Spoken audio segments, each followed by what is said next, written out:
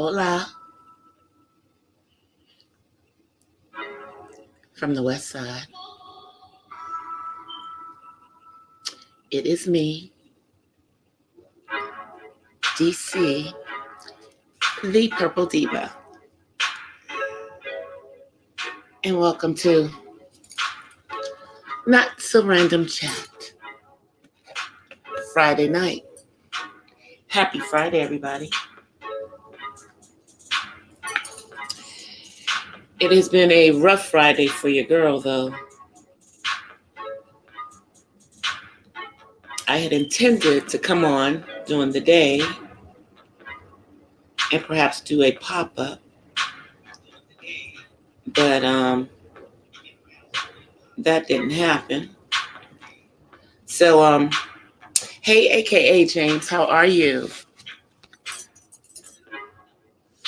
Yeah, I was going to do a pop-up during the day, but today was a bad autism day. Yeah, my son had a major meltdown this morning.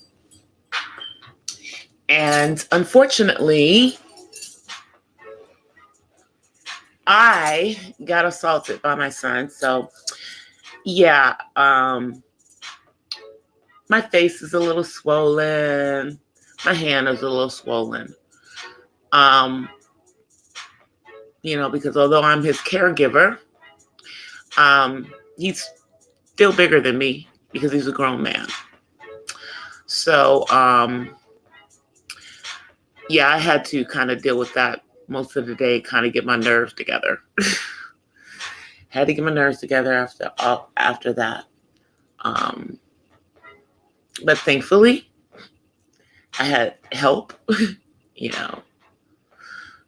to assist me in with the issues today. But other than that, the day went well. I just kind of laid around after that and wasn't even on YouTube at all. But I came on a little while ago and I see that the YouTube streets are alive and well. I just, was hoping, some of the drama and stuff that was going on would go away, but it's still going on. But I had real life stuff that I had to deal with, so I couldn't deal with all of that stuff. I just hope that all parties involved and all of the drama all over YouTube that involves doxing, that it'll soon be resolved and cease and desist. But other than that, I have some other stuff to talk about. It appears that Gabrielle Union will not be coming back to America's Got Talent. She has not had her contract renewed with them, even though she was the most popular judge, because she is being, quote unquote, said to be difficult to work with. So now there's a lot of things I know about, Gabrielle Union, just from, people that I do know who have worked with her actually in the industry. And that doesn't appear to be the impression that I get about her. And she really pushed AGT on social media when she was on there. And I think she brought another audience to that. In addition to the fact that, I love her forever because she's the one who picked Cody Lee. Hey, Silks BB, how are you? Yeah, happy Friday. I'm talking about Gabrielle Union being kicked off or being fired from AGT right now. And they're saying that she was difficult to work with. But from what I'm hearing from some of the,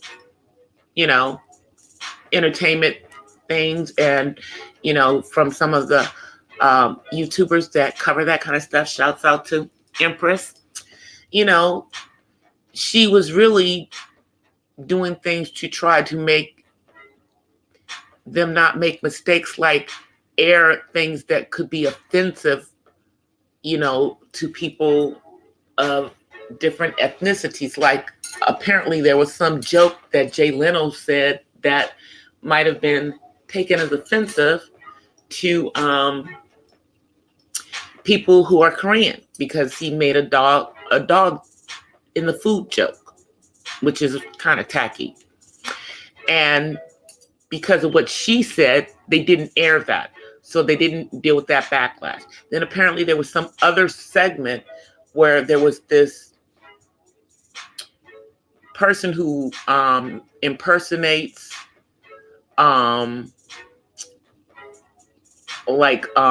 black female singers, and she told him she thought it might be offensive to African Americans if they aired that, so they didn't air that. So it sounds to me like she was doing things to kind of keep the show out of hot water. So how is that Gabrielle Union being difficult to work with? How is that her being difficult to work with? I mean, they brought her in because they wanted to get a younger audience, right? They had her come in to replace Scary Spice. And a lot of people were watching the show because she was on there, So they're saying that, she also had some other issues with Simon, because Simon is a smoker. And I guess his dressing room area was near hers. And she had asked that he not smoke so much around there because she has issues with the smoke. She's allergic to it. So then I guess that might be it. Simon decided to get rid of her for that reason. But I just think it's really unfortunate that they put one of the, hardest working, Black women in film and TV, off the show for to me, BS reasons. Really. I really think that was a mistake for AGT. I mean, because I really was happy when they brought her on there. I thought that was like a really good, a good move on their part, But, they're moving on. They've moved on. They decided not to go that direction. But the other thing I really wanted to talk about, Black Friday, since today is Black Friday.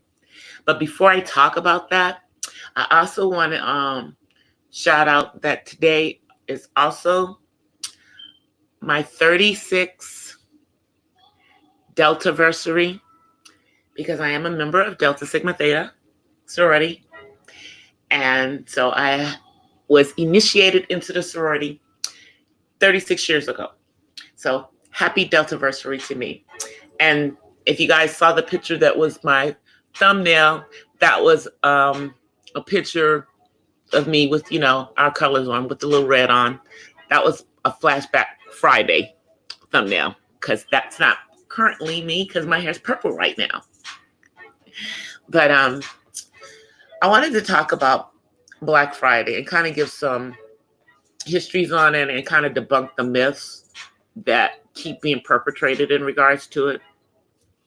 So we're going to start with the myth. No, I did not. I did not participate in Black Friday. No, I did not. But I'm going to go over some of the myths. The myth about, the first one the most popular one is that Black Friday used to be the day that slave owners would get discounts on slaves. Okay, so let's talk about that. That never happened. There may have been at some point in history where they did some type of bargains on slaves to help with work or something, but it had nothing to do with Thanksgiving. You know, it didn't happen the day after Thanksgiving. So it has nothing to do with what's going on as far as Thanksgiving. Okay? So I wanted to go over that first. Now let's talk about where Black Friday actually came from. Black Friday originally was talking about a financial crisis, kind of like Black Monday. Thank you for the congratulations. Yep, public service. Black Friday was like Black Monday. That's what it was really about. It was really about a financial crisis. And I'm actually going to pull up what I had on it. Okay. So let's talk about that rumor, you know, that the day, let's see, get to it. Let me get to it. Get to my one that I had. And also another FYI about the current Black Fridays that we have, you know, when you have all the sales and stuff. That's not just something that they do in America. They have it, they do it in Great Britain. They also do it in South Africa. And they don't even celebrate Thanksgiving. You know, yesterday, the day that I talked about yesterday about what its real roots were. Not going to talk about that too much tonight. But if you do want to know a lot about the history of Thanksgiving, check out my live stream from last night. I talked about Thanksgiving and what it really was about before it got commercialized, about the turkeys and all of that jazz.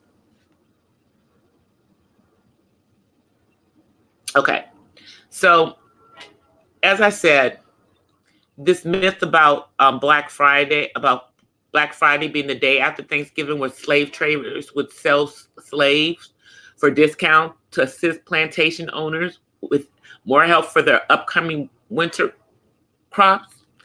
It's a bunch of BS. As I said, if that practice did happen somewhere scattered, it had nothing to do with Thanksgiving.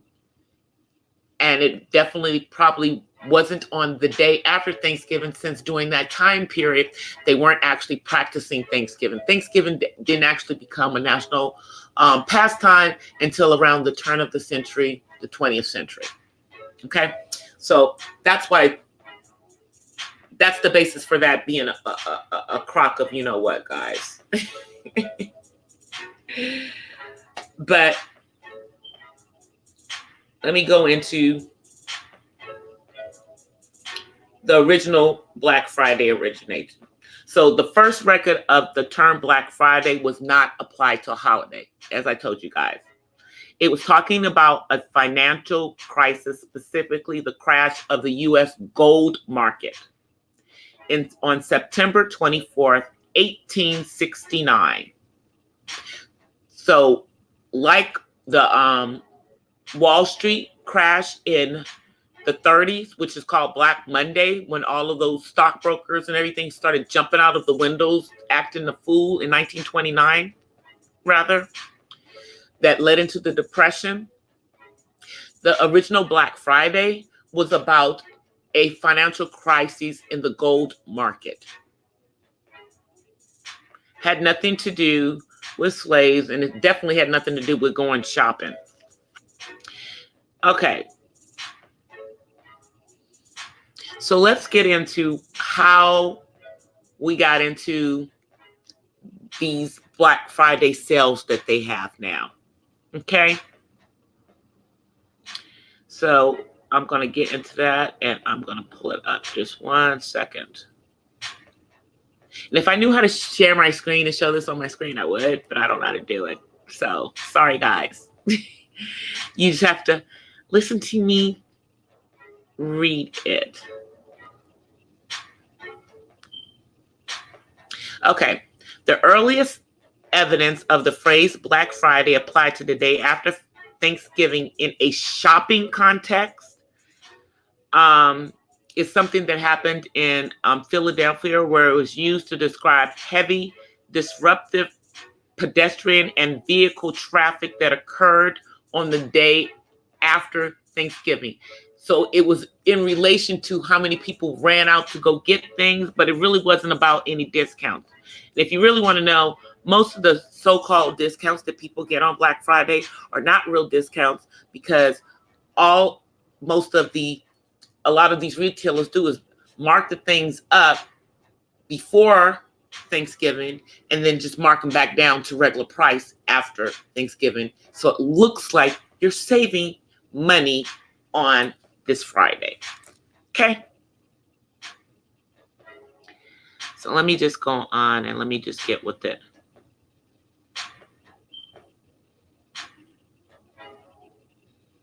So yeah, I'm just looking for it.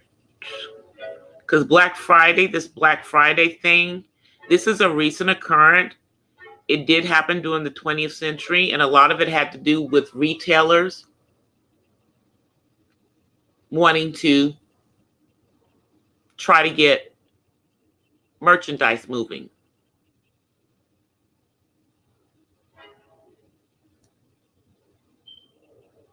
So let's deal with it. Each year, the day after Thanksgiving, millions of Americans stand in line outside of major retail stores hoping to buy holiday gifts at a tremendous discount. This shopping holiday, known as Black Friday and Black Friday deals, is an excellent time to score big deals. The origins of Black Friday. Historically, starting with the holiday shopping season the day after Thanksgiving, is largely due to the Santa Claus parades of the 19th and early 20th century. Department stores like Macy's, which is what I told you, sponsored such events, which they used as advertising vehicles. It then became a common practice to never advertise holiday shopping prior to the conclusion of the parade.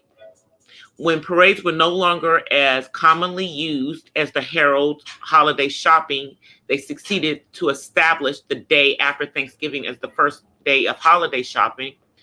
The term Black Friday came into use.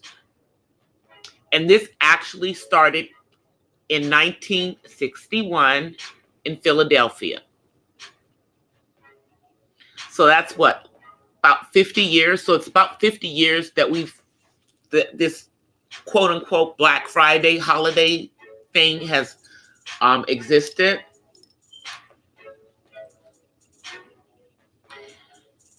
Let's see what it says. It was used to describe, okay, already dealt with that part. Outside of the shopping turn of Black Friday, it has a lengthy history, which we already talked about, which is the gold market crashing in 1869. So I'm just looking to see if anybody's saying anything in the chat. So Black Friday, the current Black Friday that we're dealing with, it's all about the retailers trying to push people into buying. Hey, Terry. It's all about the retailers pushing folks into buying. It started in the early 1960s with retailers in Philadelphia. And then you have stores like Macy's, and back then, I guess they had Gimbals. I know they don't exist anymore. I don't think. So you had all of these stores, and it started primarily on the East Coast, and it just kind of rolled into this national thing. But as I said to you guys, as America goes, other countries have followed. They don't even celebrate Thanksgiving in Great Britain, but they do Black Friday. They do Black Friday. They do the Black Friday sales with the holiday. They also do Black Fridays in South Africa. Okay? Who also does not celebrate Thanksgiving. And then I believe Australia also does it. So there's like about 4 or 5 countries that do this on a major scale. And it's all about capitalism and, retailers getting these monies. Then you also have, your Small Business Saturday, which is tomorrow, where they want you to go to businesses within your community and patronize them, which I don't think is a bad thing. I actually think that probably is the positive aspect, where you would hopefully have people buying within their communities and keeping those dollars within their communities instead of the dollars, spending 5 minutes in our community and immediately going out. So I think that one is a good thing. And then you have the Cyber Monday, which is just an extension of the Black Friday that is now for the internet age, for those who like to cyber shop. However, they also cyber shop on quote unquote Black Friday. But, I remember when they had that boycott a few years ago and they were telling, African Americans not to participate in it. And that was about that slave thing. I just want to say that has nothing to do with Black Friday. That's a myth. Anything that had to do with them doing deals on slave had nothing to do with a day after Thanksgiving. They did that stuff whenever.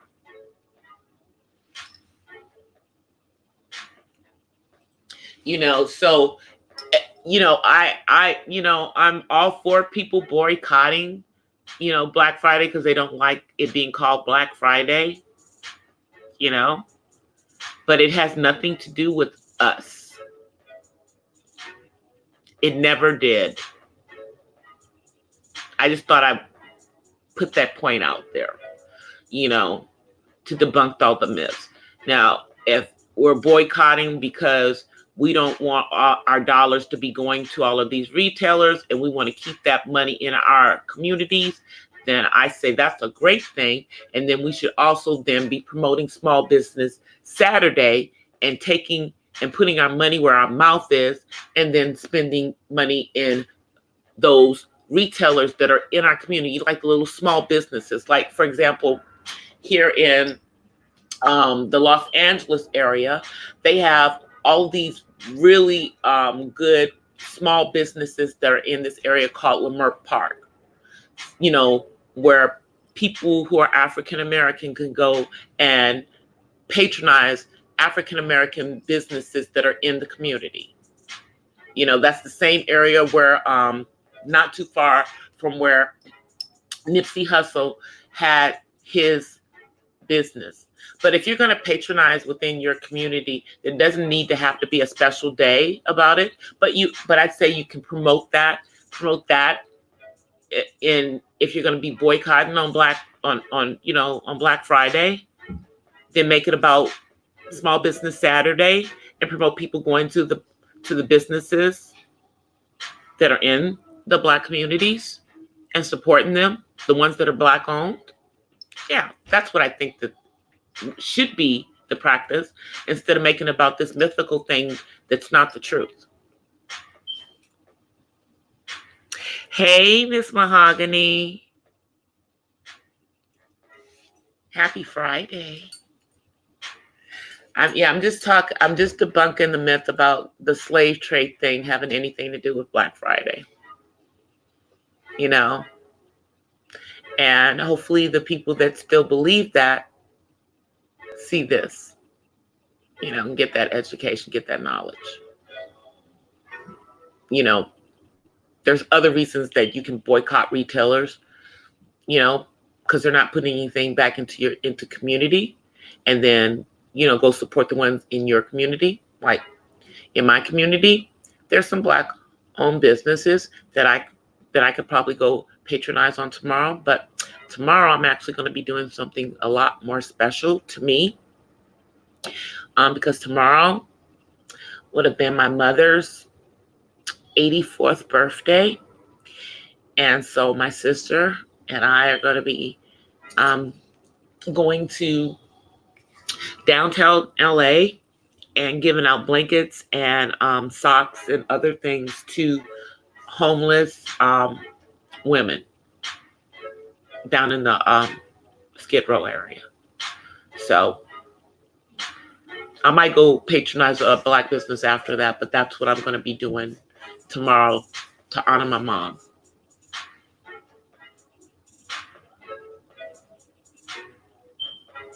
Yeah, my thing about Black Friday is don't participate in it because it's essentially a ripoff. They hike up the prices and everything, but don't make it about some myth that it had anything to do with the daggone slave trade. We can blame white folk for a whole lot of stuff, but don't make this one about them too. I'm just saying. I'm just saying, don't make this one about them. Make it about something that's real, about the fact that it's just a mythical day that they make to make people think that they are saving money on a commercialized holiday that has absolutely nothing to do with Jesus. Okay? Has nothing to do with him. It's all commercial. All commercial. They use Saint Nick, they use Santa Claus, all mythical. The real Saint Nicholas had nothing to do with this craziness. Just want to tell you, had nothing to do with this. And the Santa Claus, all this, it's all nonsense. Oh yeah, they're going to do the overstocks. Yeah, and then they're going to make people think that they're getting money again. They're going to do that the day after Christmas. This is all capitalism for the big conglomerates to make money. That's what Black Friday is about. And don't participate in it because you don't want to get ripped off. And you don't want to grease their pockets. You know what I mean? Make it about that.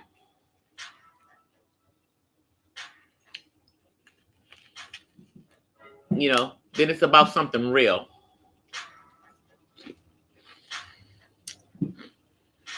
I know it's going to be crazy.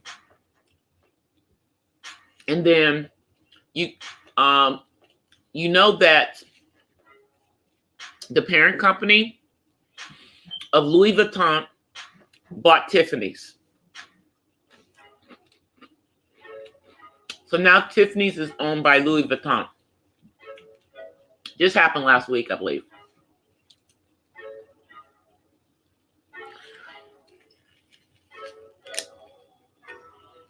Right in time for the holiday season.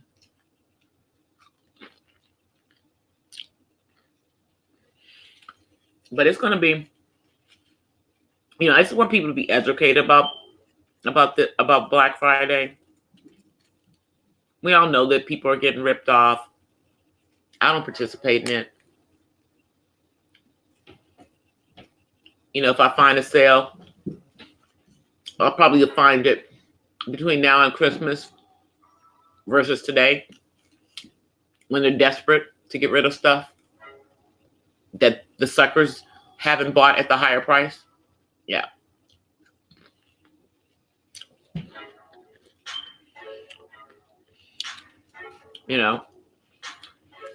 And Terry, you weren't here at the beginning of my broadcast, but as I said at the beginning, today was a major meltdown day with my son. So he assaulted me earlier today. So I was dealing with that most of the day. Icing my face because my face is swollen, and ice in my hand. So I didn't have time for on Black Friday sales any daggone way. I was dealing with, bigger issues. Well, I had help though, so I wasn't by myself with them this time. So that's a good thing. But I'm going to talk to his caseworker on Monday and find out where we are with getting his ABA and with getting that CPR for him.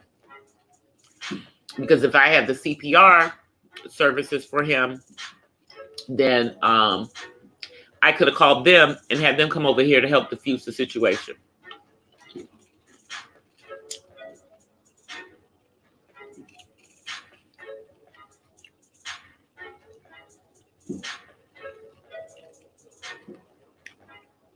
Oh, child.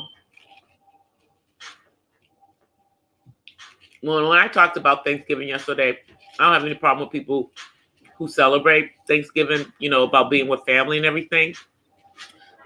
But like I said yesterday, I just want people to know, that there probably wasn't a real Thanksgiving in Plymouth the way that they make people think. So,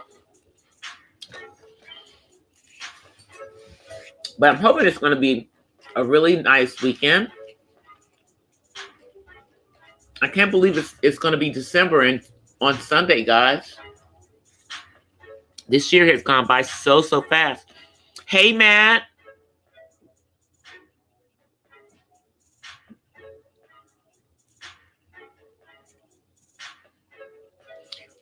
Yeah, we're still eating food from yesterday. Haha.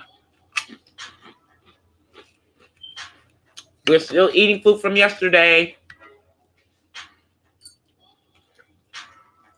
Because I made a huge pan of mac and cheese. And it tastes so good because, everything's all in it now. So I had a huge helping. So that pan of mac and cheese will probably be gone pretty much by tomorrow.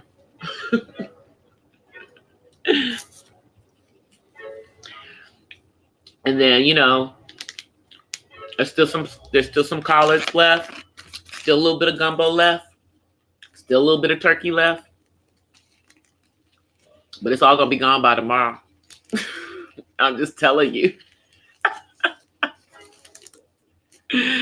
It will be out of here by tomorrow.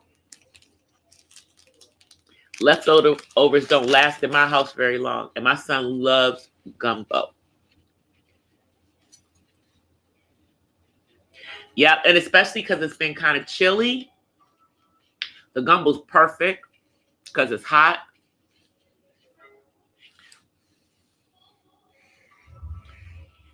And, today it's the day after. So now all of the seasons are really, really in it. But I didn't make it really, really spicy this time. I normally make it spicy, but I didn't make it spicy because, some of the people that are eating dinner, they don't like all those spices in their stuff. So I had to be considerate and not make everything spicy. I did a seafood gumbo. Yeah, with the crab and shrimp. I don't do oysters. I don't put oysters in mine. Yeah, but it was just seafood. Yeah, I didn't do the chicken. I don't do those chicken legs. The chicken wings and stuff. I never have. I might do hot sausage in it, but I didn't do hot sausage. It was just straight, crab legs and claws and shrimp. Yep. Creole gumbo. Mine is better than my mom's used to be. I'm the one who made the best gumbo. My mama made the best peach cobbler. And I didn't even make the sweet potato pies. I'm still gonna make the sweet potato pies. Because I can eat a whole sweet potato pie all by myself.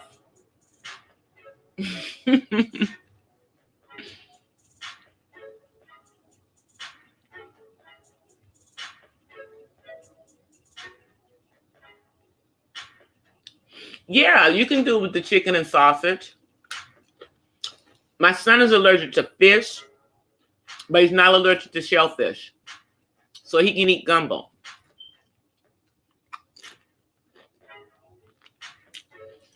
Yeah, my mom used to make a bomb peach cobbler.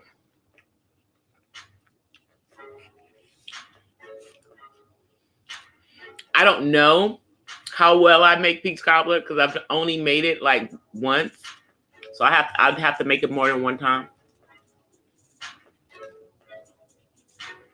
My mom used to always make the peach cobbler.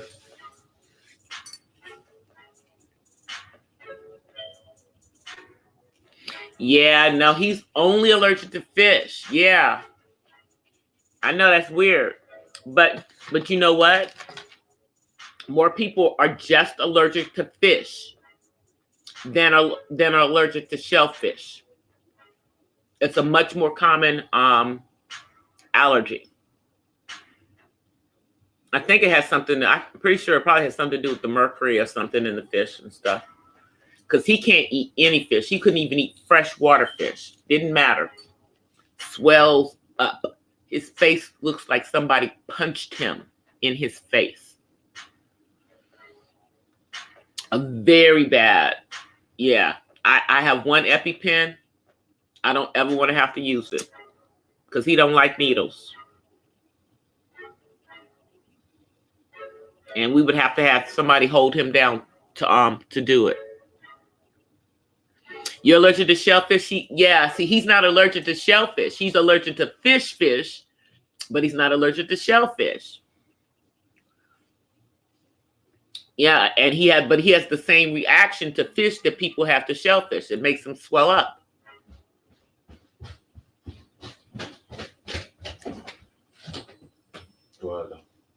Yep, he swells up because he's allergic to it. But he can eat crab and he can eat shrimp.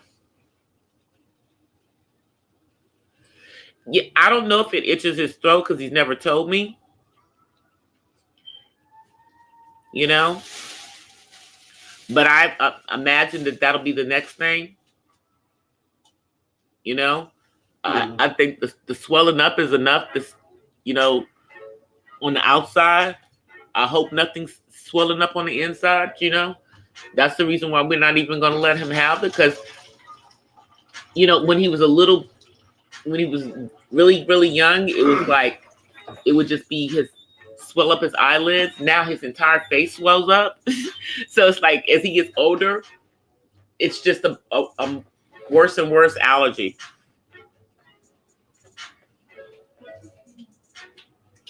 Oh, did you? Oh, girl. That sounds so good, Mahogany. That sounds good. I hear you, Matt. I hear you. Yeah, we all on our way over to Mahogany. Shoot. I'm like, we all on our way over there. For sure. But I'm just glad that it is Friday. Even though I didn't have to work today.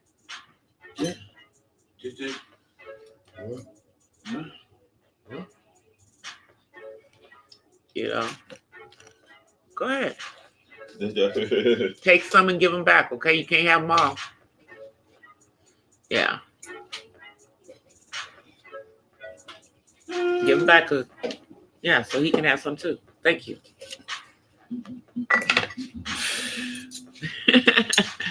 Yeah, my son just came in and was trying to take all my potato chips. Not gonna happen. Sharing is caring. Yeah, guys, but like I said, I hadn't really been on YouTube today, but I did, wander around a little bit before I started my broadcast. And let's just hope all the doxing and everything that's related to it just goes away. and that people just go back to doing content, you know.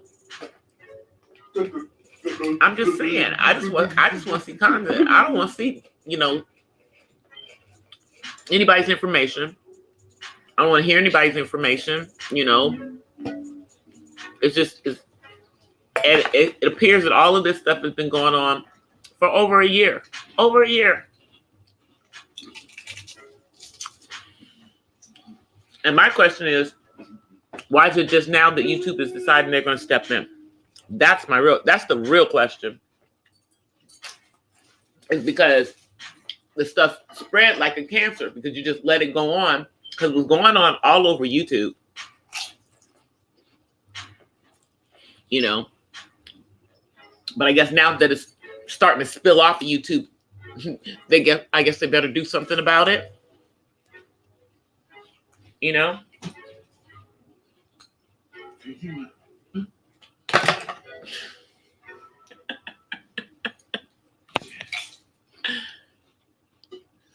Oh, you had a homemade. I usually make a dressing, but I didn't do my dressing this year since I didn't have a full turkey. Because I do a dressing that has crab meat and shrimp in it with cornbread. Ugh, it's so good. But I didn't make it this year. It's like my family, we all make that dressing. And then my brother calls me before I got on last night and tells me that my cousin made it in Atlanta. I didn't want to hear that. I didn't want to hear about somebody else making the bomb of that seafood dressing. Oh, that sounds good though.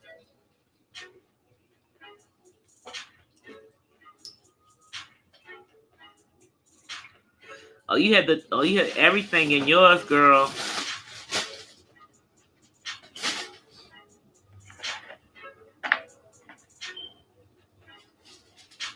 I am too, Mahogany, because the thing is that, you know, hopefully now we can all get back to the business at hand of just being content creators and putting out things that people, you know, putting out knowledge like what most of us are here for, you know, and just concentrate on that versus,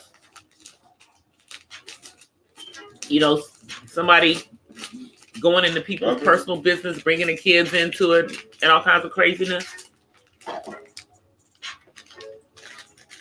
you know, because that's kind of going below the belt. And it's totally unnecessary. And we're not in high school. Nobody's in high school.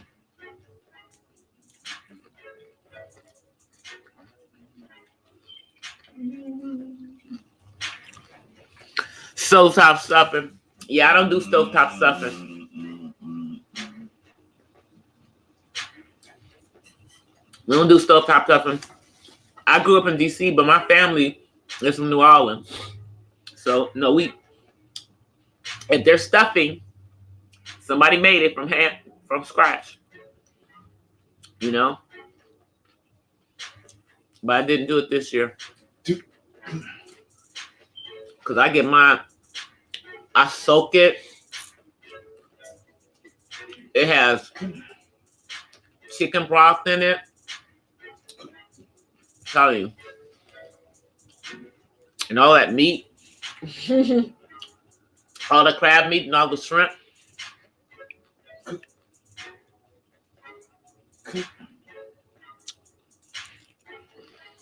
Who got called a man?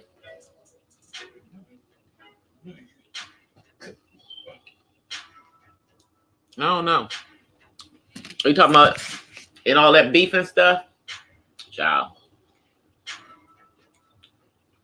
Everybody's accusing people of looking like men and stuff. That's stupid stuff. Your sister made what? A home? Oh. Yep.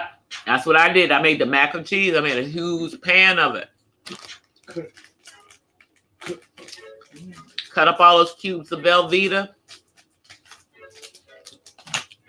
Use the 3 cheeses, shredded cheeses on top of that.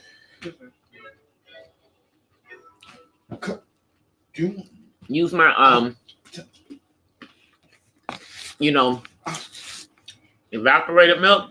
Put it all in there. Mix it all up. My other seasonings, my secret seasonings. Mix it up. Because, then you have to take all your rings and stuff off. And you got to dig in there and get that together.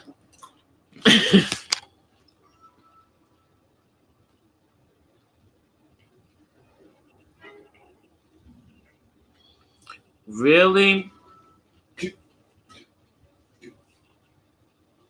That is just so stupid. That's why, it's like, I know some of the people that are involved in the drama, and I don't, but I only know them from YouTube. I said, but some of these people are just getting caught up in other people's drama. And then some people want to be in the drama.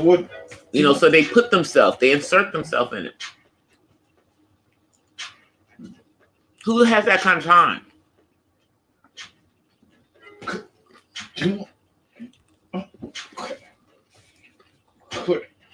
I know. My house still smells like food. Still smells like food. It's only smelling like this for a couple of days.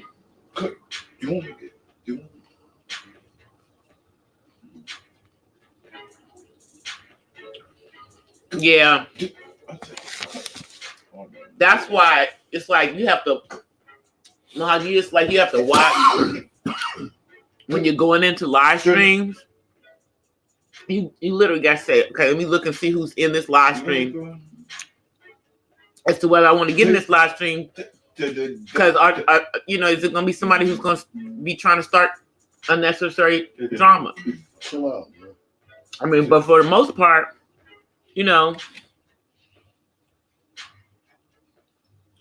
most people are cool.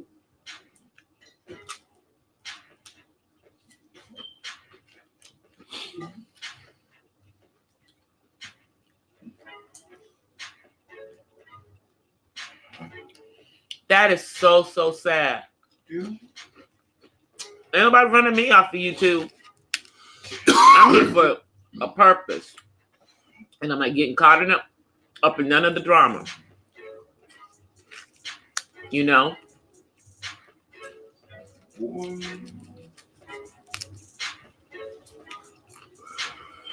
But I mean, they're putting people's information out there like bankruptcy filings, that kind of stuff, credit stuff. I'm like, what are you people doing? How do you have this kind of information?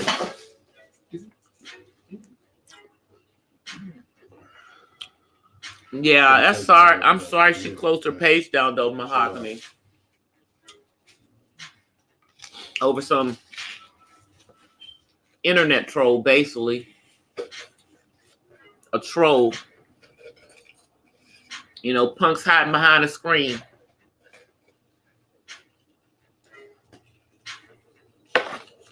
Hiding behind a screen. You don't even know this person. You've never met them. You don't know them off of YouTube.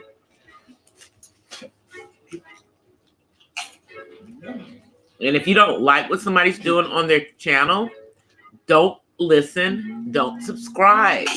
It's just that simple.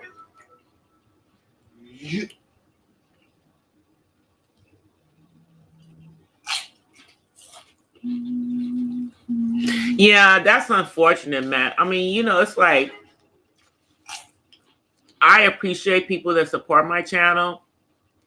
I go and I support other people's channels, and it shouldn't be no egos or anything. Everybody just need to do them.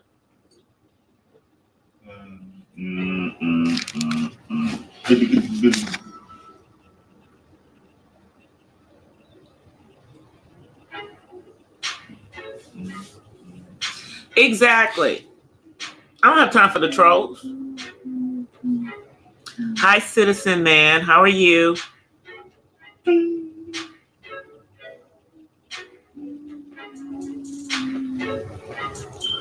I know. I don't know nothing either. Silk. I don't know a daggone thing. I don't know nothing about nothing. That's why I stay over here on my side.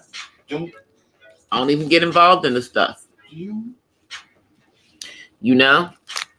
And I'm not about let nobody to involve me in it. It's just unfortunate to me, you know, that so much stuff is going on and it's like it just won't go away. It's like it just won't go away.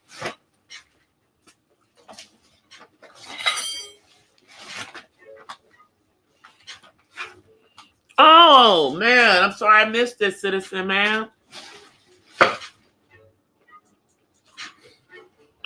I'm sorry I missed your live. I would have come in.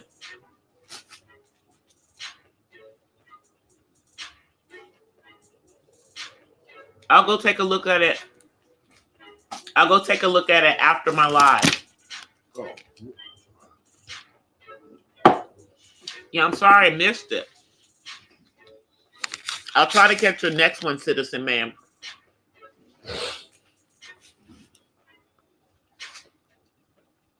They try to put you in stuff. I don't know nothing. You know, because most of these people aren't even here where I am. Well, you know, some of them are, but they don't know me. I don't know them. You know,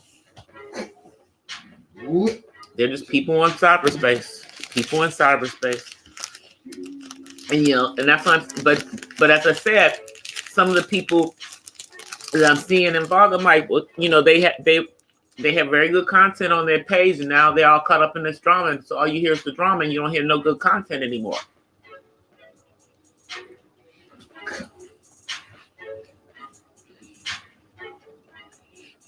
I don't have that kind of time, Silks. I don't have the kind of time. I'm too busy creating content. I'm too busy creating content. And, you know, living my life and taking care of my son. So, yeah.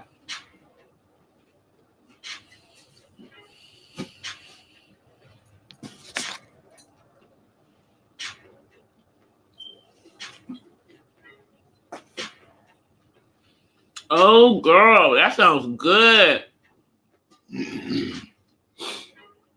That sounds good, Mahogany. Makes it sweet.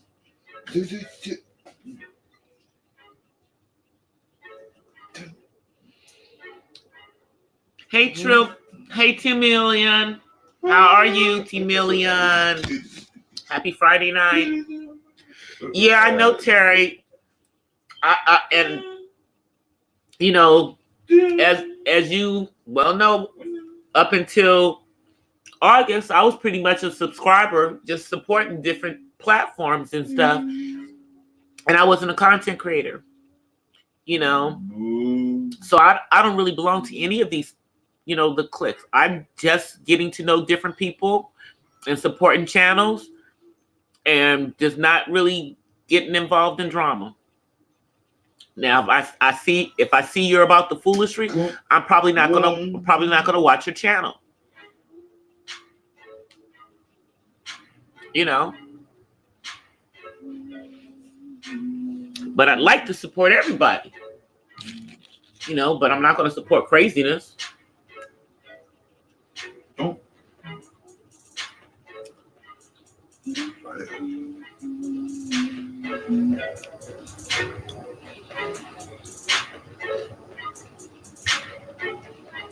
Yep. That's exactly what I do, Citizen Man. I enjoy the content. It's just sad that some of the people that are involved in some of the drama are actually good content creators, but they're all caught up in all this drama. So that's all you're getting right now. Is the that part. That's what I'm just saying. It's just sad that that's going on. So I'm just hoping that goes away, and then the ones who are starting all the crap either stop starting crap and just do content,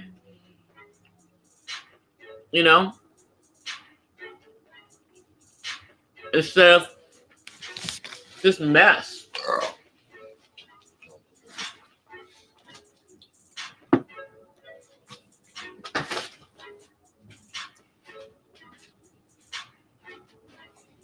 Yeah, but it's not being considered quality content by YouTube anymore, Citizen Man. So they better get with the program.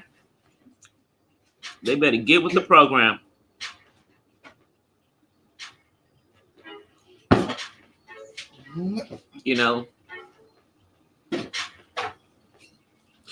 It is Terry, hatred, jealousy, I don't know, people making up stuff so that they have something to put themselves into. I just don't get it. It's like,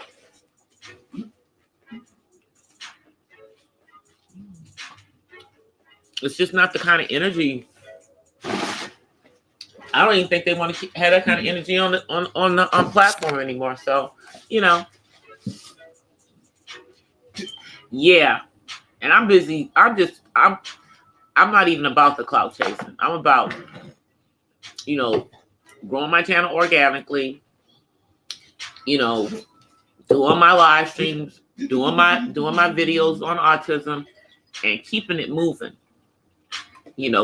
Meeting new people, meeting the people, that are here to network and meet new people and expand their horizons. I mean, you got all these people that are doing stuff on investments. You got all these people out there doing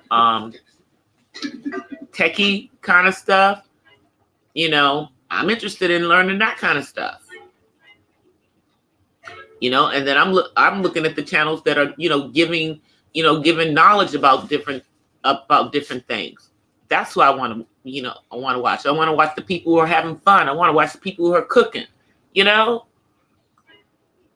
so many different things, so many other things that are on YouTube besides the drama. I just hate that the drama is trying to take over.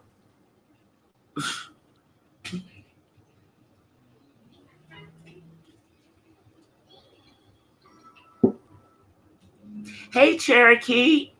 I didn't even see you. Thank you for coming through.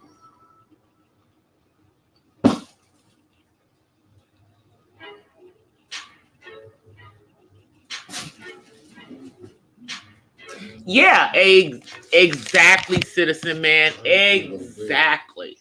That's why, like tonight and like last night, I talked about things about what the day was. Like yesterday was Thanksgiving. I gave history about Thanksgiving. Wasn't to tear down anybody who celebrates Thanksgiving. I just wanted people to have knowledge about what it was really about, whether there really was a first Thanksgiving, etc. Same thing with today being Black Friday. I wanted to dispel the myths about what Black Friday was. It had absolutely nothing to do with slavery.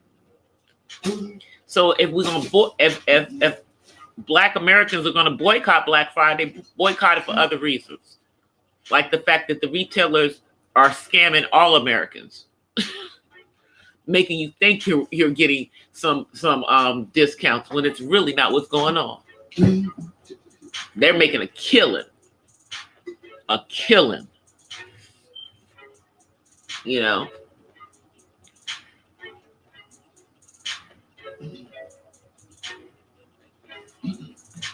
Yeah, I'm like that. I'm like, I don't even know where that thing came from. but somebody put it out there on the internet because it just carried. And it just carried, and it grew steam, but it didn't happen. It's not true. Had nothing to do with slavery. Never did. The original Black Friday had to do with the crash of the gold market in 1869. That's what Black Friday had to do with. That was the original Black Friday.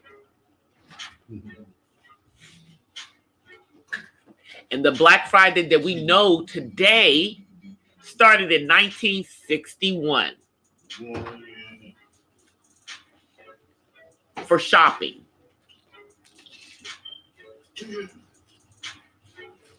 You know, it's a commercial day made for retailers.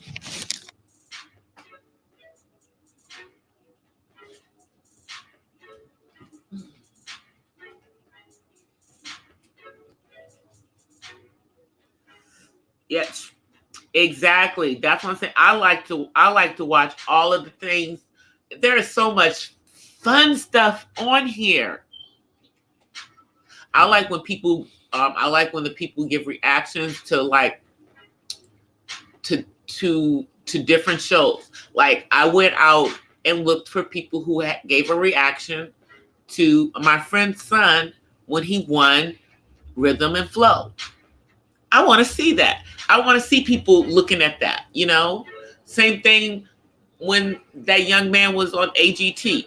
I want to see people's reactions to this young man with autism singing and how and seeing how he changed so many people's view of autism. You know, and seeing people reacting to that on YouTube. Love stuff like that. Love the cooking videos. Love the people, you know, showing, you know, videos of where they live and of their life. Love all of that kind of stuff. Love the fishing videos. Love all of that kind of stuff. It's so much stuff, you know.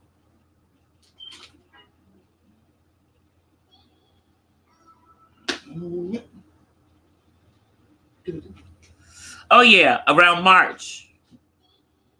That's the best time to buy. Yep. At the end of the season. Exactly. You never buy stuff at the beginning of the season. The best time to get the best sales is at the end of the season. Oh. What is there? Oh, there's wolfed it already. Oh, I'm sorry. You can have it. What's the last one? Sorry, y'all. I'm over here eating candy and stuff, and I was being selfish. I didn't eat Auburn. Munch it out. It was a company. I understand. Do your thing. Yeah, Turkey. I don't do Black Friday. I don't even. Here's the thing. I hate holiday shopping. Period. I don't like the crowds. I don't like to be in the middle of all that stuff. So usually, I pick a day that I'm gonna do whatever I'm gonna buy. It's usually some day in the middle of the week when nobody's in the store, and that's when I go shopping in a store, and I get whatever I'm gonna get in one day. But I hate the crowds. I hate all of it. It's so commercial.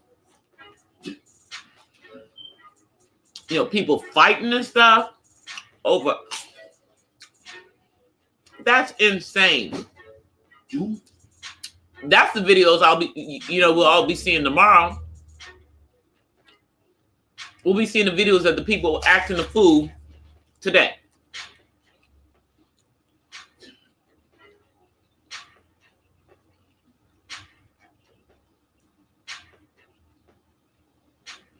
Yeah, I know. If people don't, the people that don't know how to behave, they stand alone, I guess, or they stand with the people that enjoy it. Because heck, there are people who enjoy that kind of stuff. You know, they get lots of views. you know? So somebody's watching it. Somebody's watching it. Watching the foolery, you know? But if they could spend the same amount of energy on quality content, if they can get the people in there for the foolery, they should be able to get them in there for quality content too. Don't you think?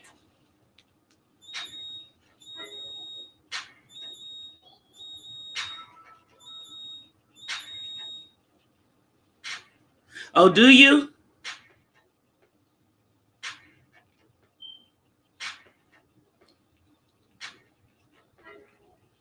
Oh, no one died on the Friday on this the Black Friday rush today. Well, that's a good thing. Yeah, I mean they were showing it on the news here and stuff. I looked a little bit, but not really because I don't really care. I wasn't out in the middle of that madness, you know. Wasn't going to go to it. It's like now, oh, I'm like, oh, great, can't go shopping. You know, can't go to the stores because it's gonna be a million people. You gotta wait. You gotta time it when people are all at work. For me, thankfully, I work from home.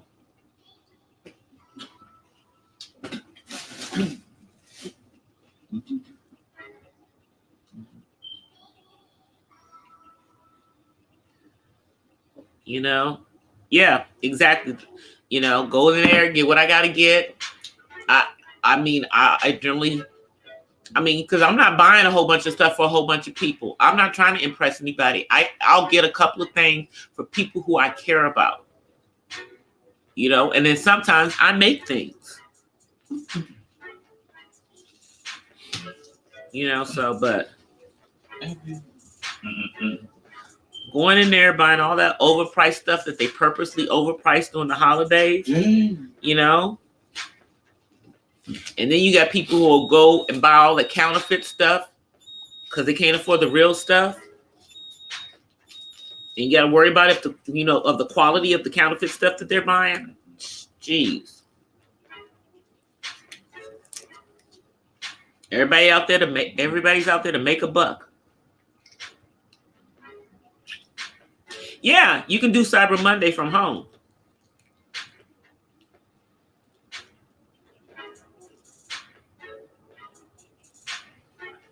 I might check and see, you know, I'll probably peruse the internet, see what's out there. I might grab something online or something, but I am not going to be out in the stores doing all that shopping. I have one child who's an adult. Okay?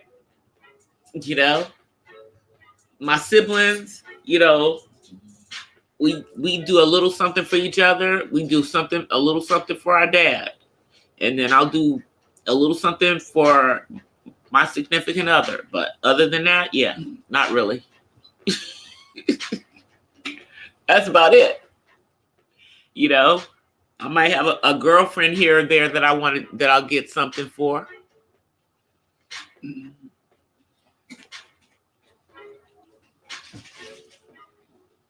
Yeah, they're making so much money, you know, from people just thinking they're getting a deal, you know. And that means now there may be a few deals out there. I'm not going to say that everything's not a deal. I'm just saying that please believe that the retailers are making a profit. They are never going to leave themselves hurting.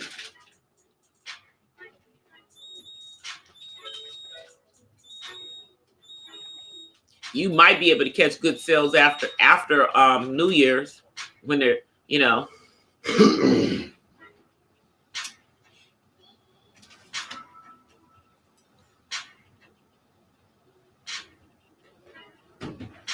Exactly. So, you know, and even when my son was younger, I've never, I mean, because I mean, think about it. Black Friday has always existed for all of our lives because it started in 1961. Okay.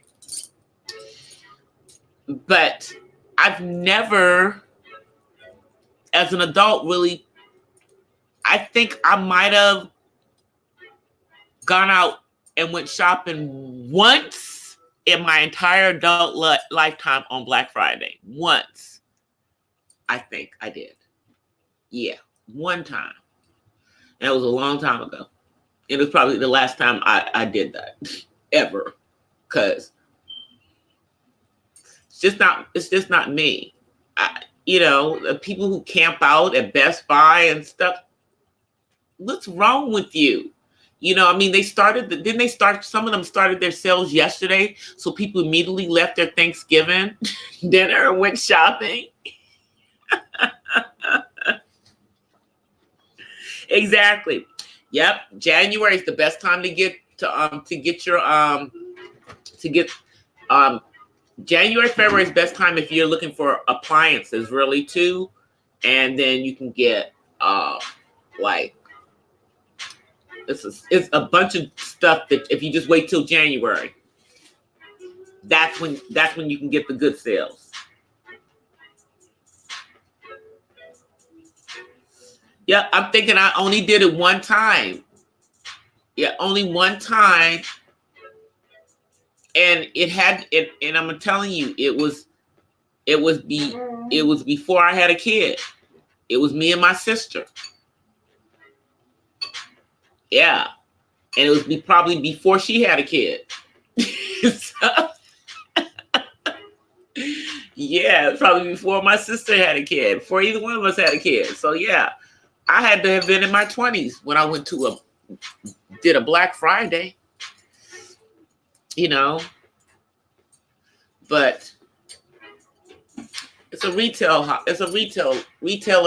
This is when they try to make their most money, guys. Is between today and the 24th of December. This is when they're trying to make their most money so that they can have a good fourth quarter. They're dependent on that.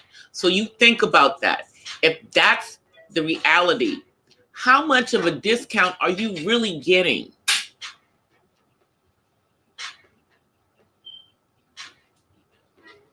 All right. Thank you, Citizen. Thank you so much for coming through. I'm going to check out your live that you had earlier. Thank you so much for coming through. I appreciate it.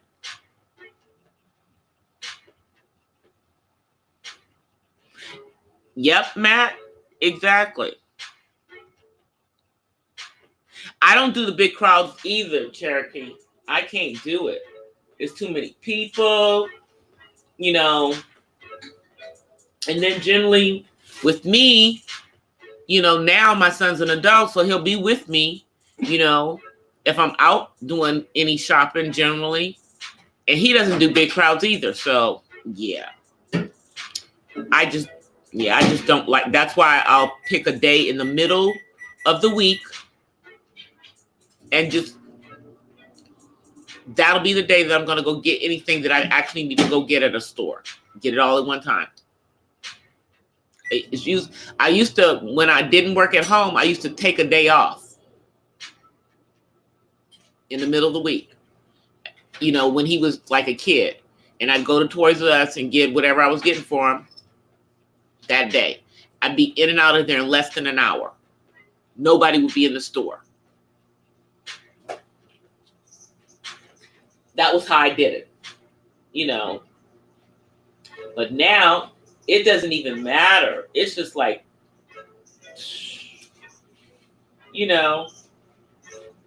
thank God for online shopping. Because with that, you can just get what you want to get. You can do it online and then just go to the store and pick it up. So you don't have to deal with anything. Because I do that too. I'll do that at Target and at Walmart. I'll order it online and just pick it up at the store.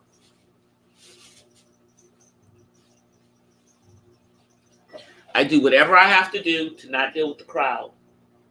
But once again, I'll pick a time when it's not going to be a whole bunch of people in there to go pick my stuff up, so I don't have to deal with the crowd. Because I can't do it. And then I know a lot of people still do the layaway at the stores that do layaways.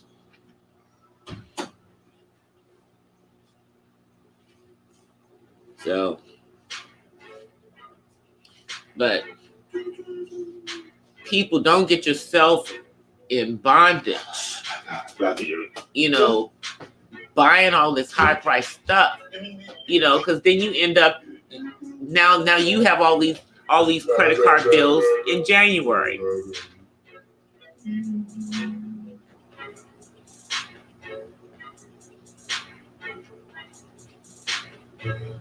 That's what I'm talking about. That's what I'm talking about, Mahogany. Everybody's pushing, shoving. You know, you basically, you know, can't really. If you have a purse, you have like to have a small purse that's in front of you. You know, so you can keep everything in front of you, so people don't like steal stuff off of you while you're in the stores. No, I don't even do it.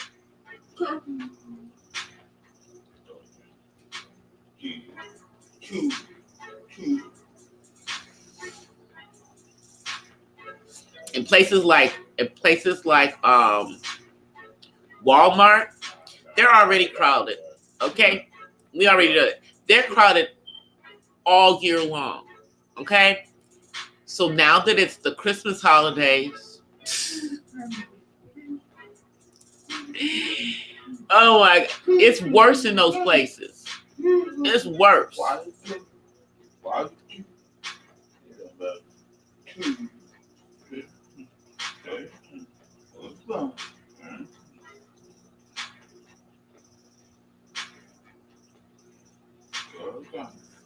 For what, T-Million? What is that for?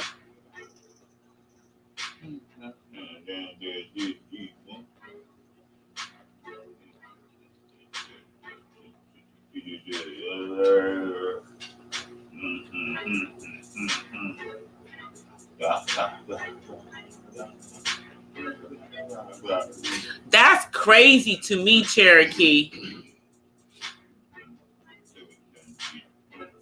Oh, to practice braiding.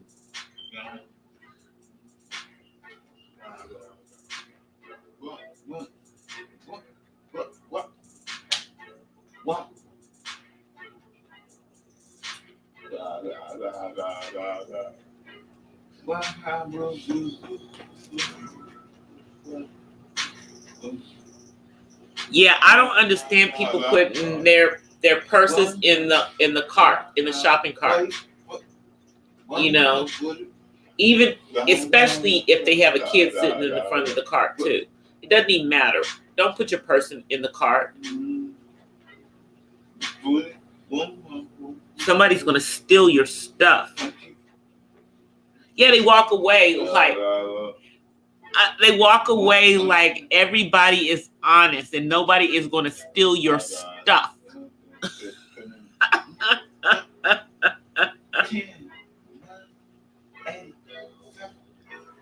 Oh yeah.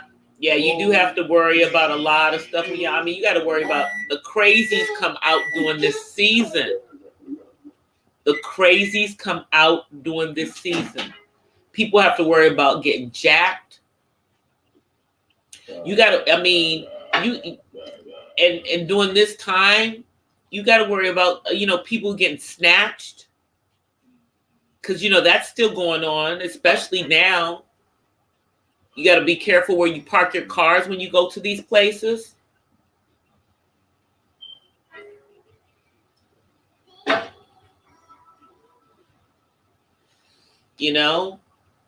When you're walking back to your car with all this expensive stuff that you just bought, pray nobody jacks you on the way to the car.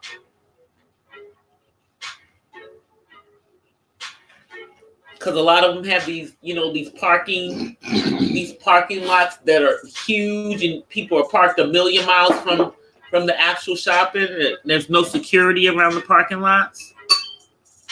The thieves are out the most, exactly. And people have stuff delivered to their house. You know, you have to watch out, even if you work from home during this time of year. You have to be really watching for your packages coming to the house, because the thieves are waiting for stuff to come. That's why it's best to make it, if somebody has to sign for anything, don't have nobody dropping anything, just leaving something on your doorstep. That's just asking for somebody to steal it. And, you know, you got them, they drive around neighborhoods. Drive neighborhoods. Drive the good neighborhoods, too. Looking for packages. Because they know people have stuff being delivered right now.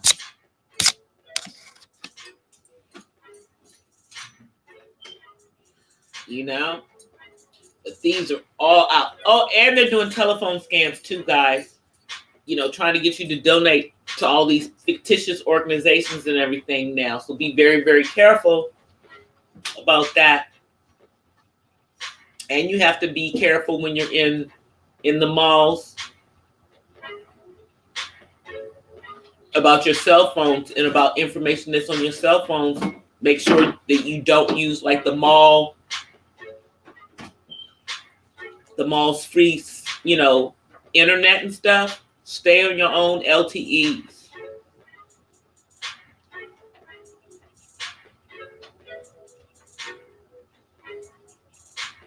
That's what I'm saying. That's what I said, Mahogany. I don't have much on me. I don't have much on me if I go to the stores.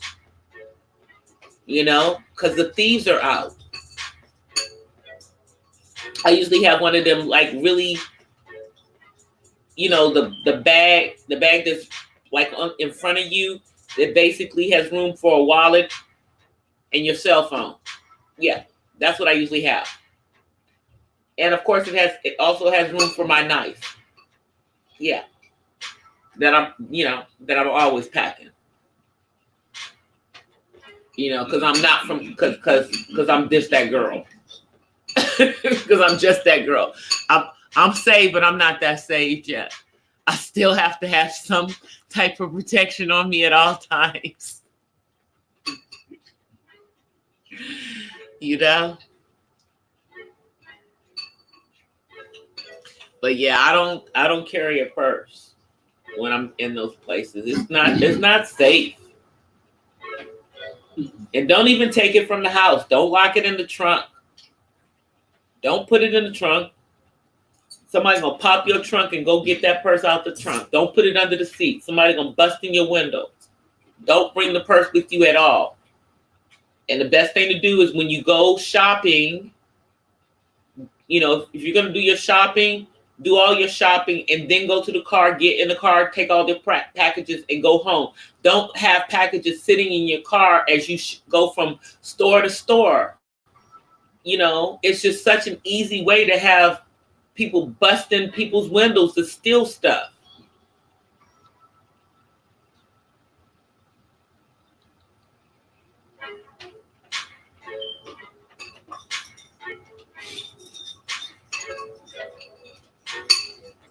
Oh, 2 million is looking if anyone is interested in donating mannequins heads to help with practicing braiding. They've given their where you can DM them on the IG.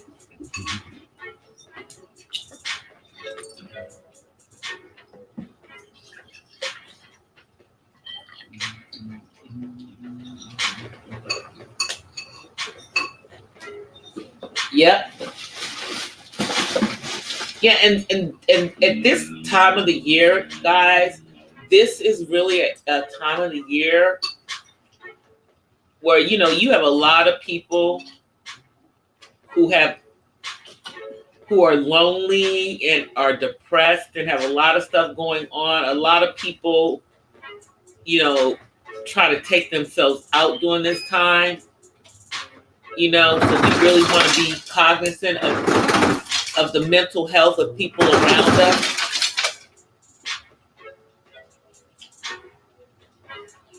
There's a lot of people who are really, really sad during the holidays.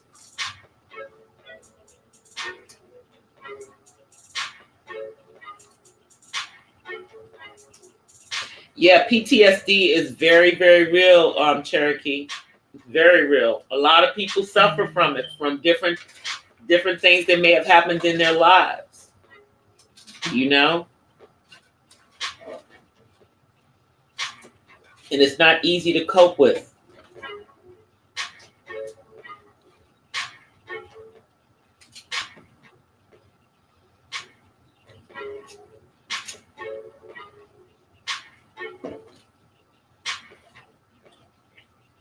It is not easy to cope with.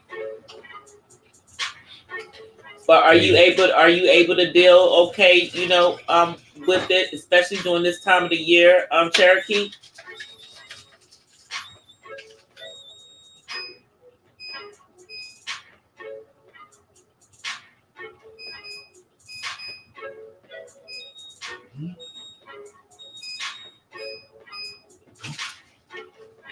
Oh, that's true. That's true.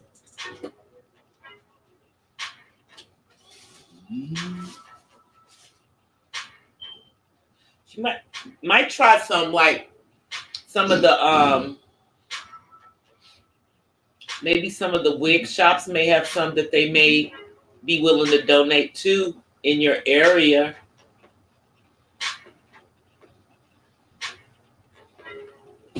Can it?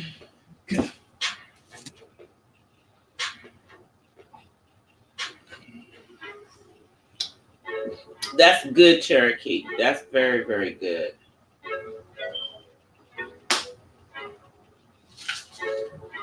No, that's okay, T Million. I don't have a problem with that. That's okay. I don't mind. This isn't a growth stream, but I don't have any problem with people, telling other people about their channels or stuff. I don't have any problem with that. Okay, but thank you.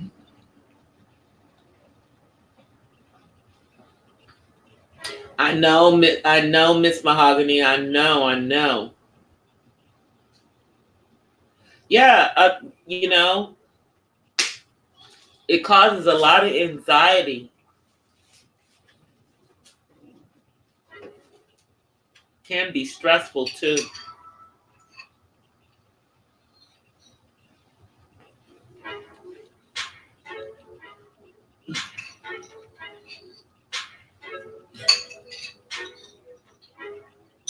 Yeah, it does. It does, Cherokee. That's good. That is good. Yeah, I know. Like for me and my family, the holidays are just harder for me and my siblings, just because because of our mom being gone, and she used to be kind of like the glue that kept everything together. But like I said, I'm gonna try to go see my dad for a couple of days. And be around him. If I'm not, I'll just be here, be me, my son, and whoever else I want to be around for Christmas.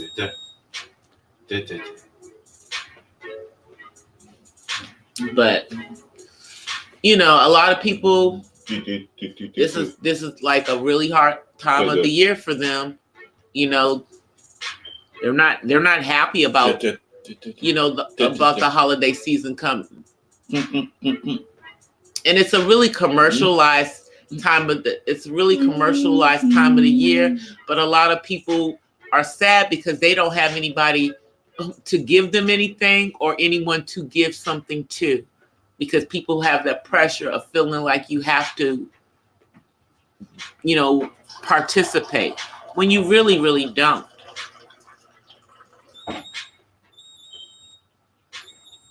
You really, really don't.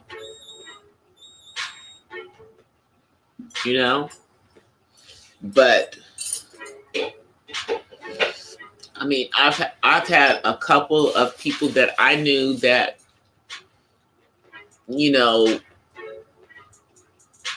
died during this time, some at their own hands, and some, just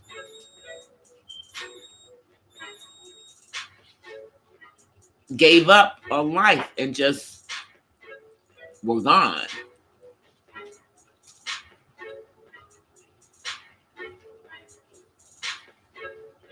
Yeah, I'm like, I don't get involved in none of this stuff, because I can tell you, like, when I was going through my divorce from my ex-husband, that whole situation was so stressful for me. It affected my entire body. So I don't deal well with stress. I can't let it be internalized. I don't do drama because of that either. It's like, I just like to be chill. I already got enough high stressors being a caregiver for someone who's on the autism spectrum, who could just, who can flip at any moment. Like what happened with my son this morning, and it was over something that it was over his hoarding issue. I was trying to take care of something and he didn't want me to do it. But nonetheless, it got done because it had to be,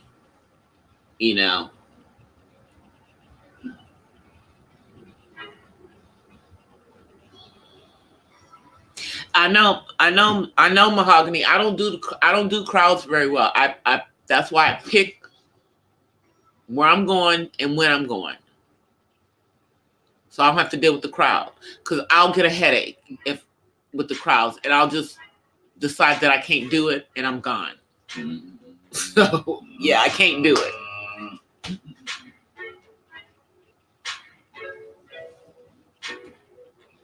Yeah. I'm a slow burn though, Matt. That's my thing is that I won't blow up right away.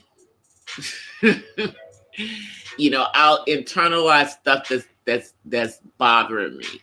And that's not a good thing, because that causes stress.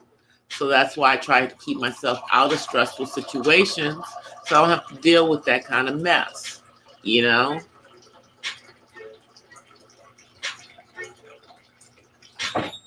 Another reason why I like to do,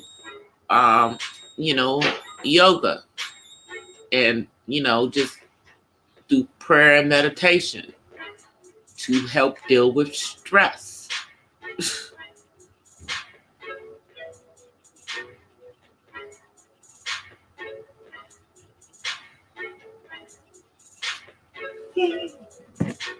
Yep, that's true.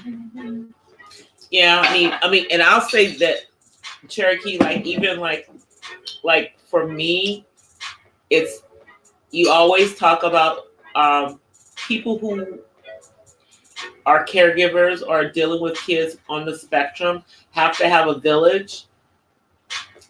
But for a lot of us, that village may not be a village that's physically in the same vicinity with us, because not everybody can deal with the situation that you're dealing with, and not everybody that's around you necessarily will be the best support. Some of my supports are virtual supports, people that I know. Some of my supports are people that are actually around me, But again, and then some people that I've met on YouTube consider me a support to them, because I'm at a different point in dealing with autism than they are. I'm already at the point of having an adult on the spectrum. So yeah, it's, support comes in many, many different ways. Sometimes you don't even know that you're giving support to people, by just being someone that they can listen to, or that they can talk to.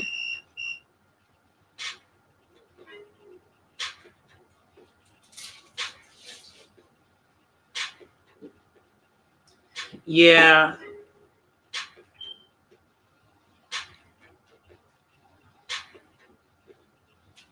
Yeah.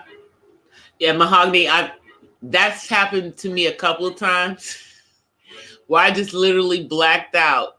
Somebody touched me. And I'd already said, please don't put your hands on me. And then they did. And then I just saw red. But again, it was a buildup. It didn't happen out of nowhere because they had just kept messing with me. And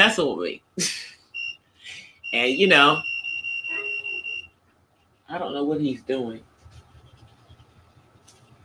Okay. I was trying to figure out what my son was doing. I know y'all heard that noise in the background. I was like, I'm trying to figure out what is he doing. But yeah, I can, like even in a situation this morning with my son, I was more concerned about the fact that I might really, really hurt him. Like really, really hurt him, than I was about him hurting me. Because, the things that I could have done would have not been good for him, but it would have ended the situation.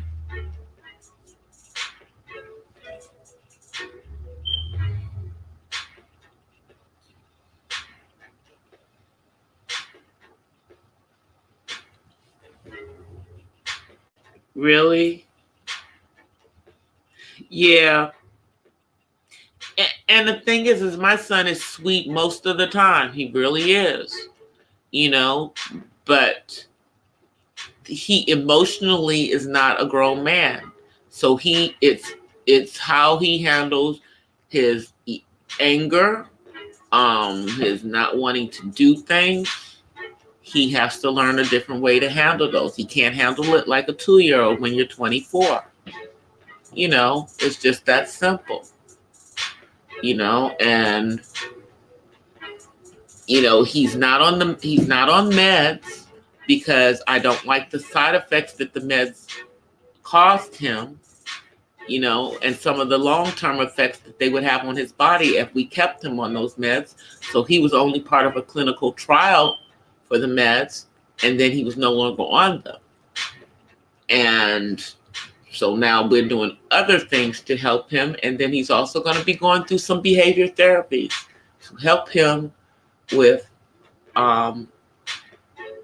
this behavior, because it's not acceptable for an adult, and we don't want him to be in a situation where once his dad and myself are no longer here, that he has to be in a group home setting, because he can't act right. I'm not accepting that for him. I'm not accepting that for him.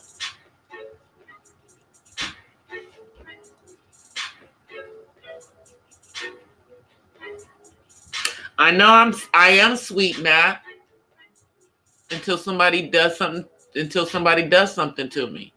I'm cool. I'm like at the age that I'm at, I'm generally not somebody who's going to get into a fight or anything, a physical altercation. The last physical altercation I got into ended badly for the other person. So, but I was much younger. I just saw red when they touched me. And what they told me is that I dropped everything that was in my hand and I leaped through the air and jumped on them and started beating them. And they had to pull me off. But yeah, normally I'm pretty chill, And at this particular time in life, I walk away because I'm too old. Too old to be catching the case over somebody else's foolishness. But when I was younger, yeah. When I was younger, I was that girl. I was that girl. and or I was the friend of that girl. If my friend if my friend needed backup, something about to pop off, I was right there. I was ready.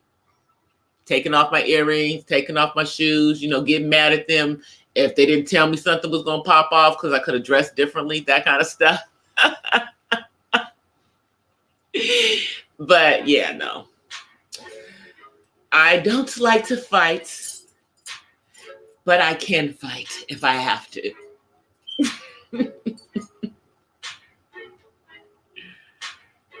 Yeah, but with my son, yeah, he's got to do the therapy, because the reality is that I don't want to ever have to beat my son like he's a stranger from the street in order to protect myself from being accosted by him. You know what I'm saying? I don't want it to get to that point. So he's going to get the therapy that he needs, because we don't want, it to ever get to a situation that he has to deal with the police. Like when they came over the other night, when he dialed 911, thankfully those officers were ones who understood autism. But what if they hadn't been? So, and thank God, it wasn't just me and my son here. I had friends. I had somebody else here. You know what I'm saying? Just the things that I have to deal with to get him to be where he needs to be on certain skills, and putting his emotions in check through a behavior therapy is what is going to have to happen. It is like critical for him to do that, because he can't even get a job if he's doing this stuff. You guys, it's like that, and what he's doing is, I can't even say it's something that just it goes across the autism spectrum. Even people who are high functioning, they can have these same kind of meltdowns that my son is having. It's a regression. They regret, and it's like they forget everything that they know. So that's what the behavior therapy is going to help. And it'll also help me as his caregiver to know what to do when something's happened, to de-escalate situations properly without having to it get to a physical place. Hey, Chef Style, how are you?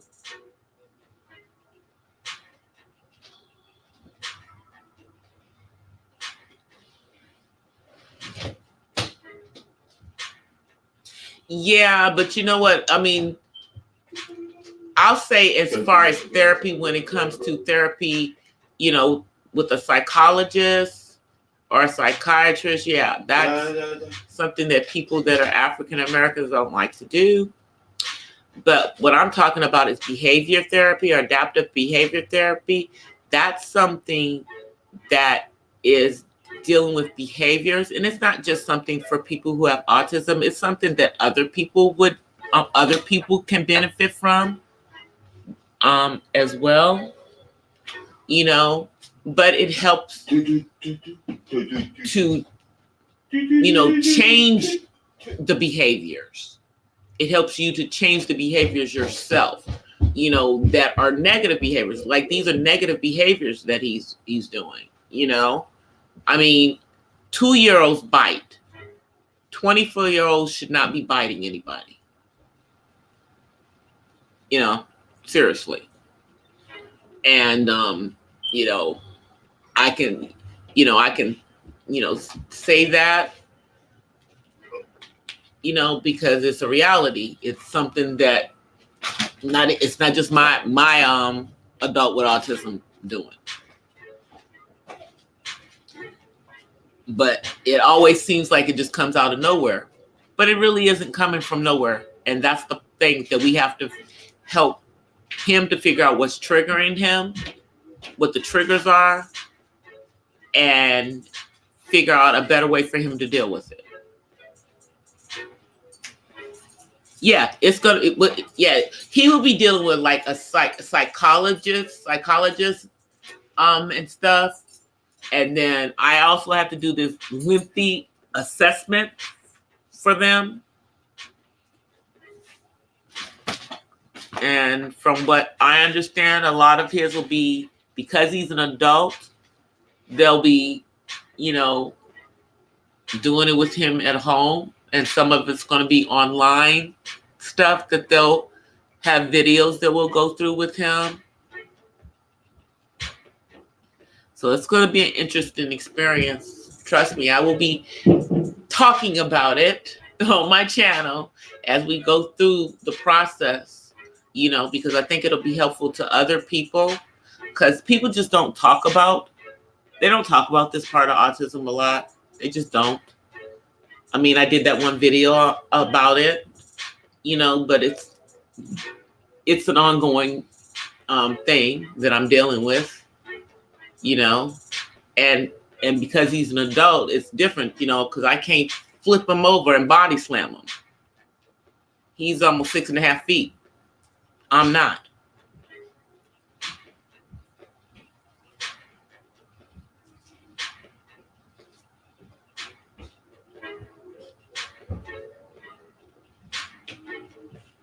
Yeah, it's like, because the thing is that, like, with my son, there's certain things that he doesn't like to do, or he wants to do, and he doesn't want to stop doing. But there are safety things that he has to stop doing. And I talked about this before. Like, we're going back and forth with him about wearing hoodies and wearing hats. And so everybody's on the same page about this with him. So now they won't let him come to work with the hoodies. I won't let him wear the hoodies and the hats in the house. If it's raining, you can wear your hoodie. You can wear your hat. If it's cold, you can wear your hoodie. You can wear your hat. But get it to be appropriate, because he is a young Black man. And they can't see that he has autism. They just see a young Black man with a hoodie on. And he's tall. And he likes to wear glasses, shades, all the time. So he doesn't have to look you directly in the eyes because of the autism. So it's a lot of stuff that it's like things that we have to get him out of doing because of the color of his skin. Even though he has autism, it's like, you can't do this stuff.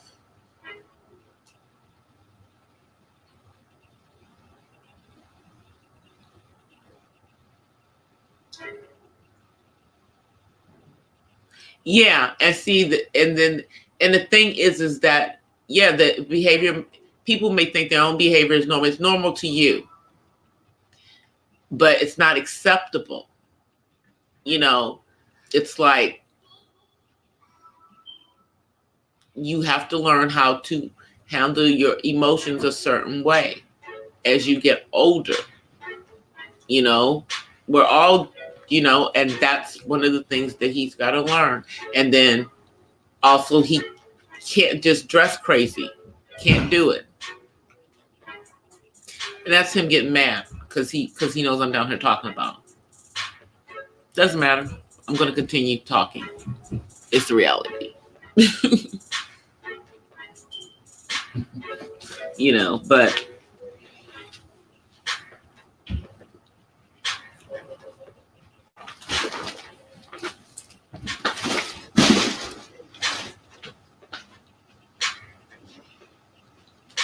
let me see, the best thing.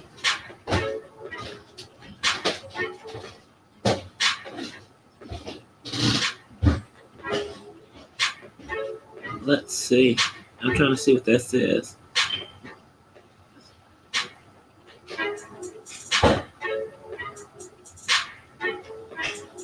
Oh, pray. If you don't pray enough or go to church enough. Well, I know church is not for everyone, but you know, the church is not the building. The church is the people in the building. And I definitely think fellowship is good. I definitely fellowship. I'm a church girl, you know, and I definitely am always praying. But like I definitely, for me, yoga helps, and the meditating and prayer definitely helps just to be calm.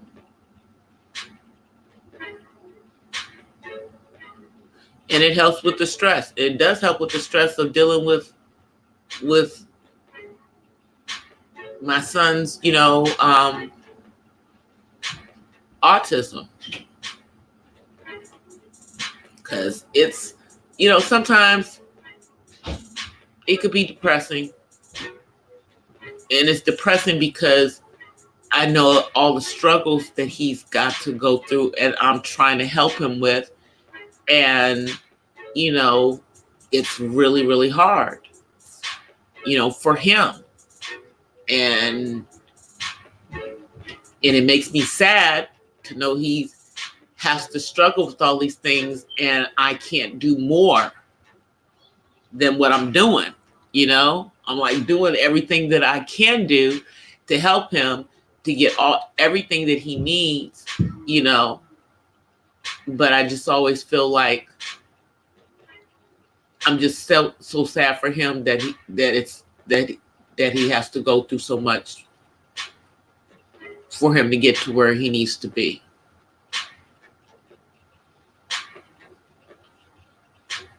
But therapy is part of it. And in all honesty, even though my son is not like the most verbal person, I think he does need to go to probably go to therapy with a psychologist because, he's an adult. And even though people think he doesn't understand what's going on with him, he understands what's going on with him.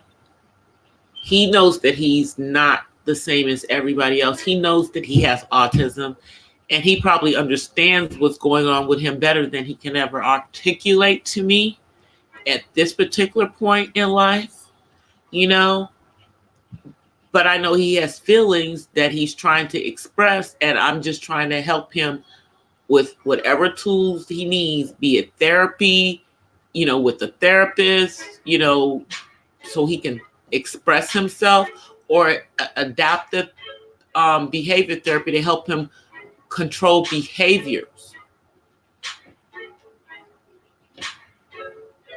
Yeah, he does music therapy. I'm actually taking a class in music therapy and art therapy right now, 2 different ones.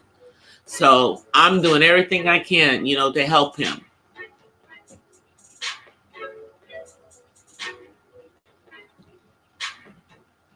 But it's just getting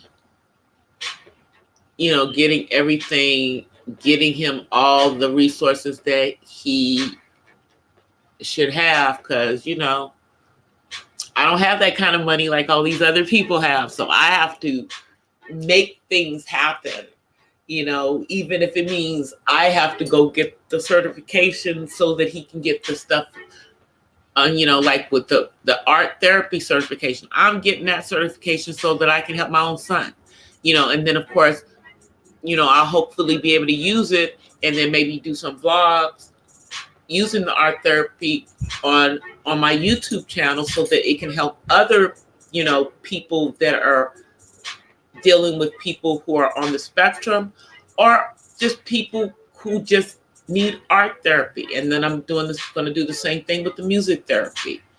I'm doing all of this stuff, so that I can get him those resources that are not necessarily readily available for him as an adult with funding. So I'm going to have to make them happen.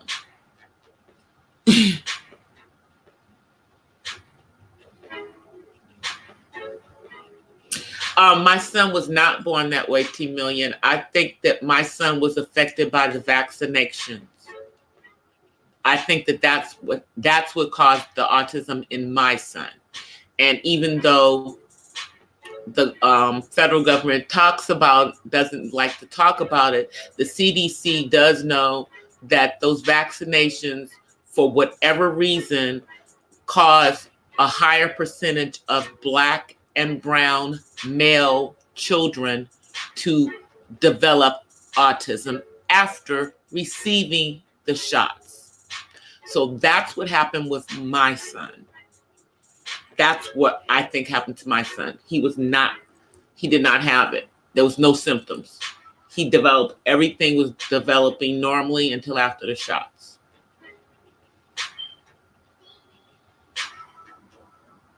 I know. The person that's in hiding. I know. Yeah, I know who you're talking about, T Million. Thank you for retracting. I don't want them to come after you. The trolls will start jumping into the chat too.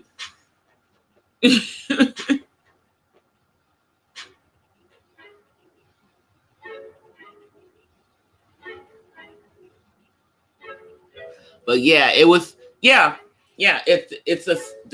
it was someone within the CDC that put that information out there. Everyone knows about it. The entire study got pushed under the rug. They know. They don't want to talk about it. But we know. We know, that it does something that makes our kids, our boys, more susceptible by those vaccinations being bundled.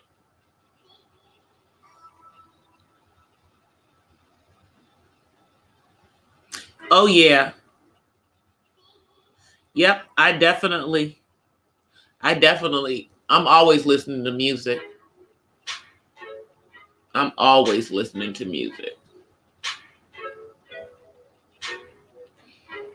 Yeah, and I used to journal a lot. Now I'm trying to journal again more to help, but it usually ends up being like a poem or something with me, but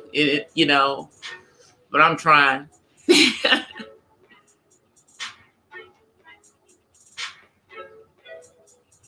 Yeah, I'm doing some of the detox things that they talked about, but a lot of those diet things that they have out there, T Million, those ones wouldn't work for my son. Like they had the gluten-free one.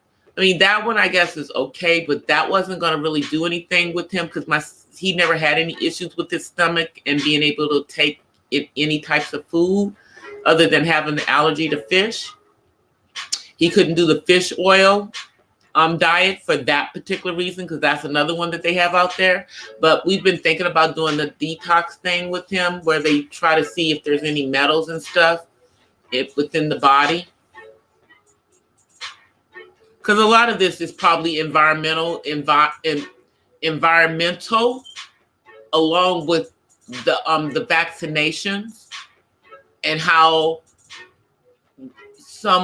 our children's bodies react to it.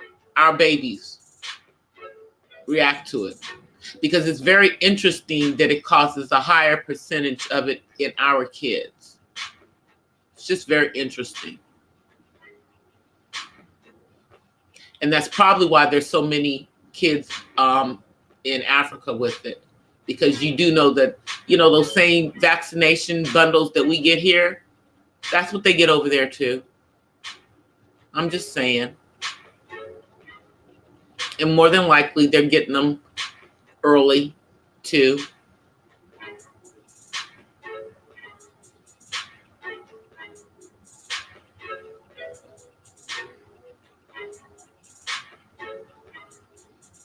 Yeah, but I am looking into different dietary things that can help, for my son. I'm looking at that as well,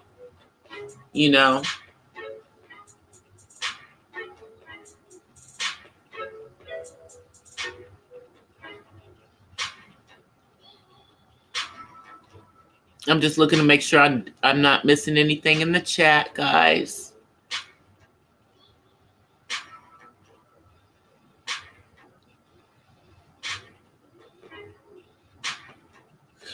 You know what, Cherokee?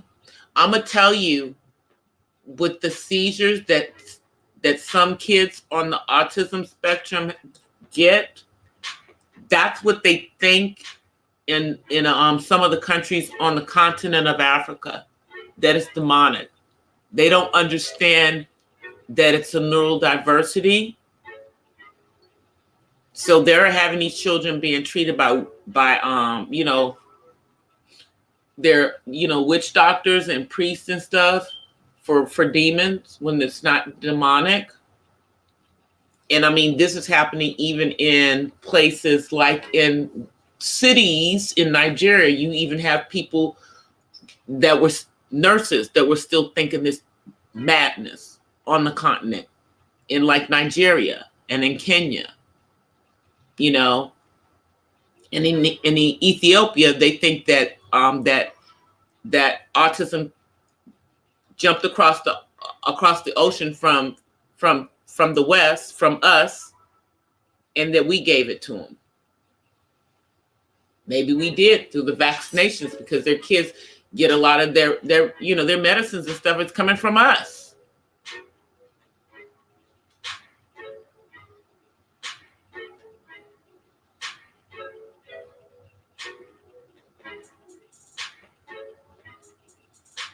Yeah. Okay, I will. I know that too, Cherokee. I know that too, because even sometimes, like with my son,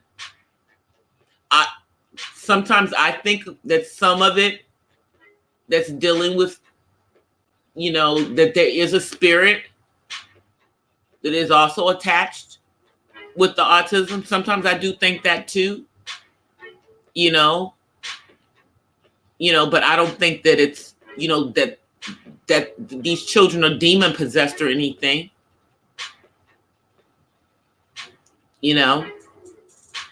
I think that there's spirits that can attach themselves to the kids, that cause these outbursts when there's literally like I'm telling you, it's like my son is a whole nother person.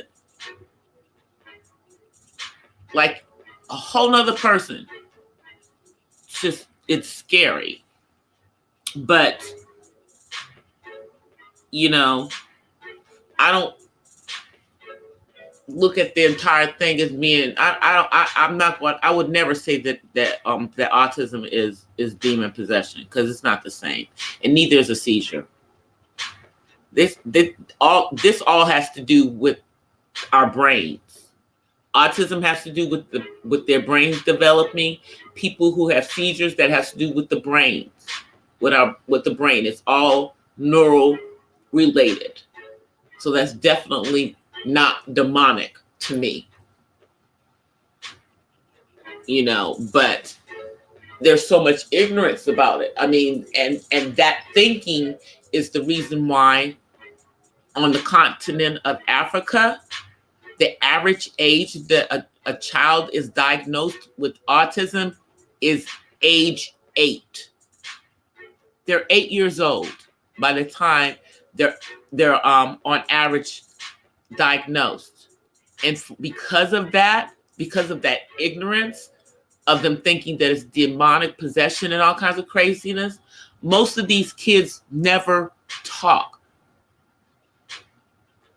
They don't talk. They're usually nonverbal because of this.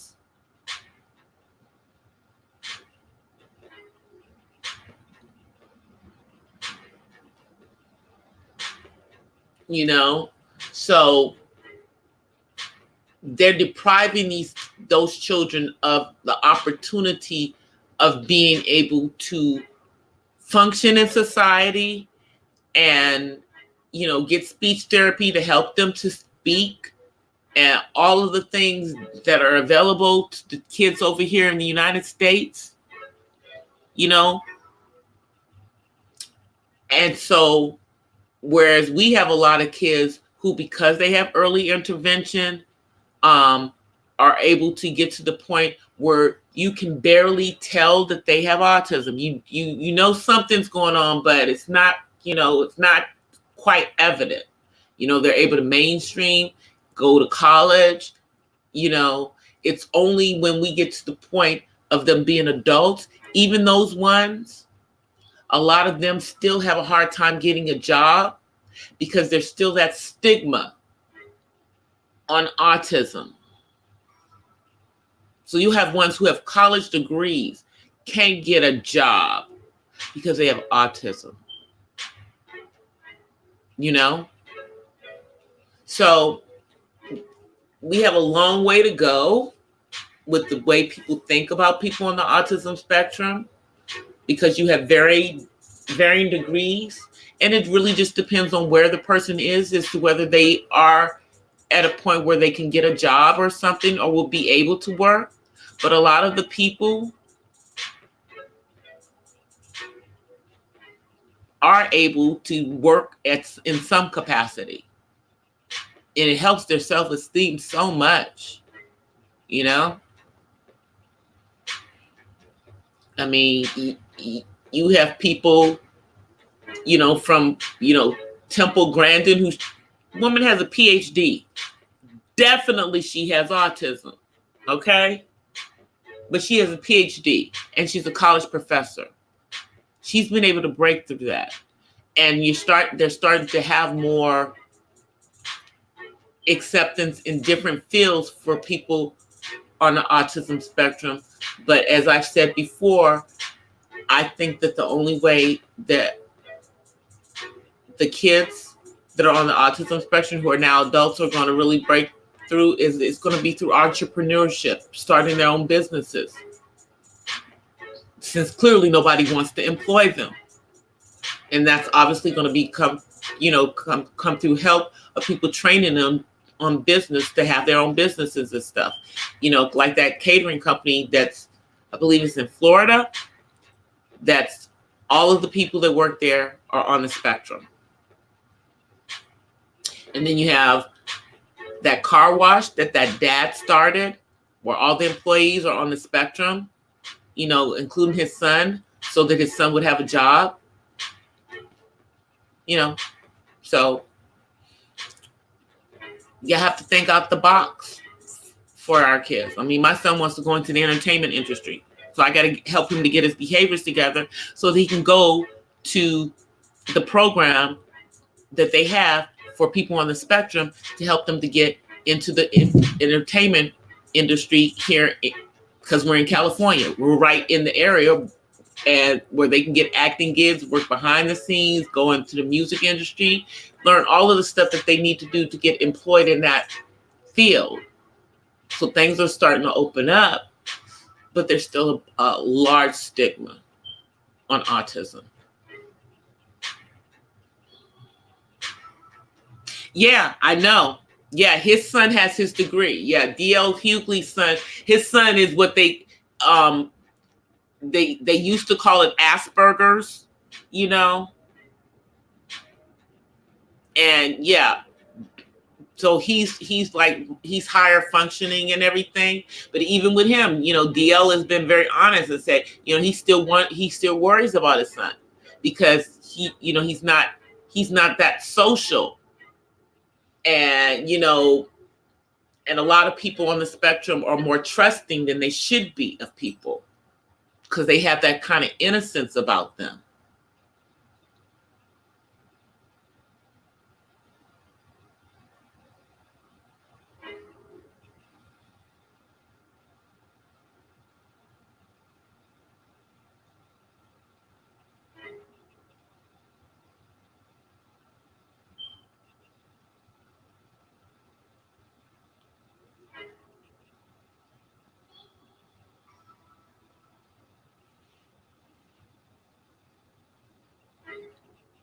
Oh, no issues. No issues with that, Cherokee.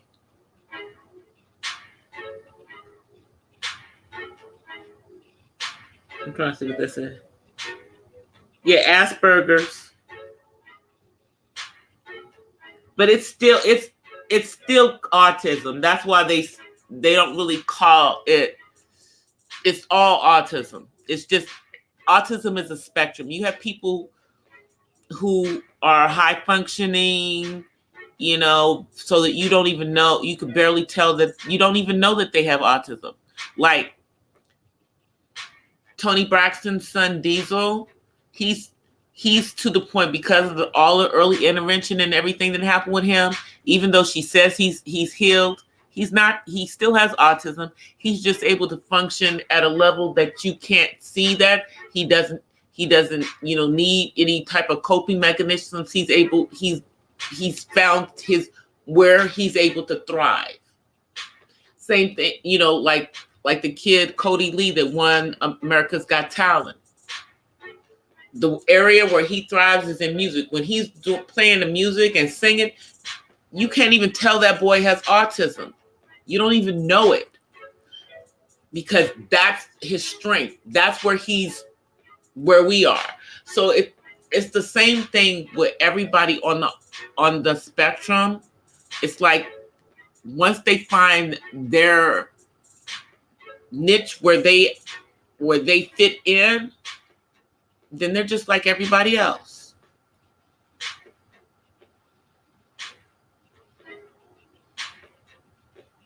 Yeah, we're just gonna work on it with him, T Million.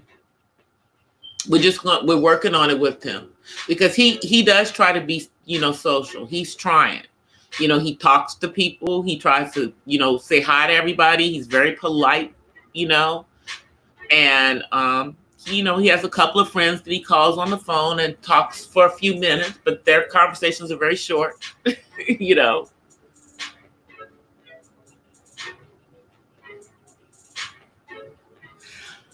I don't know. I don't know, Cherokee, because the thing I know that's very interesting is that a lot of the parents of kids on the spectrum are like really, really smart, are really like artistic and stuff. So I don't know if that has anything to do with it. You know, maybe, you know, they were already going to be a genius, you know, and then the autism comes in and messes it up so that they have spikes, but you still can't get past, you know, because my son has an extremely high IQ. I mean, he has near like almost a genius IQ, but he has autism, so they don't care what his IQ is. You know, so I guess it just depends.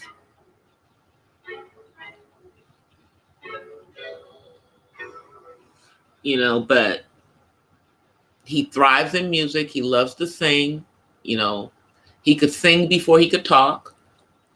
And so I'm just trying to help him with that.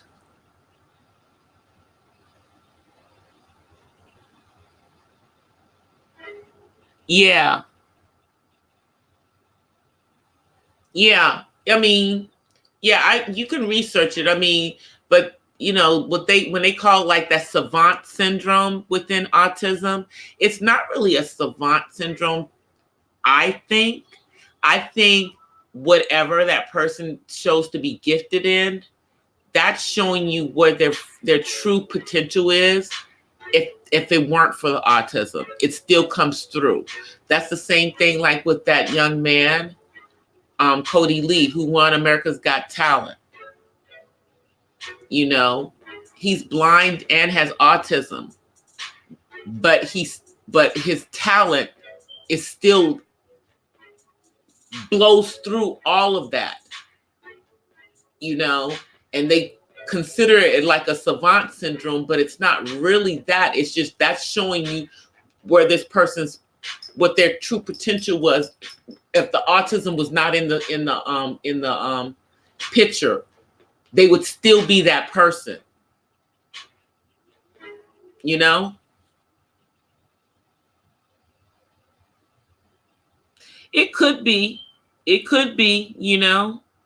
You know, people on the autism spectrum could have a you know, they may be able to see things differently because of how they develop, you know.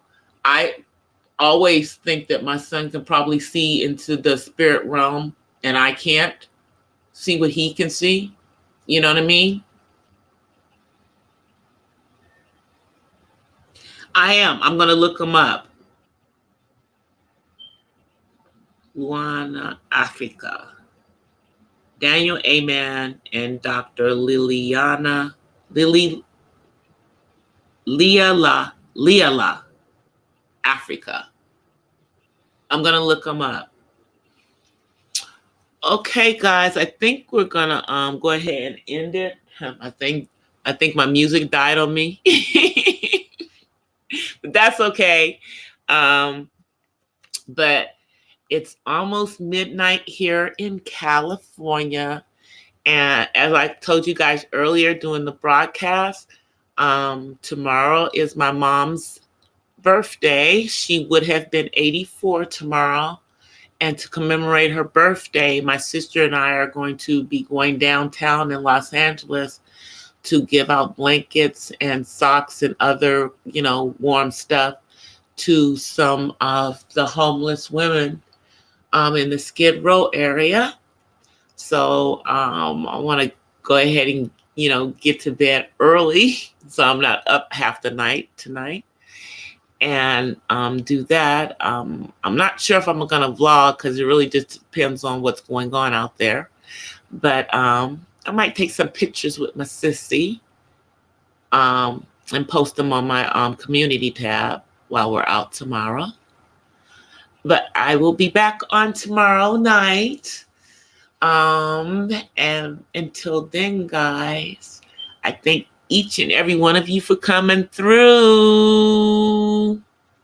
I thank each and every one of you come through. And if you can help out T Million with the mannequin heads, please contact on IG at the IG address that they put in the chat.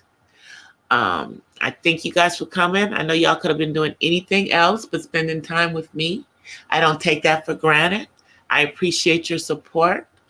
And until tomorrow, I'm going to say peace to you guys from the West Side.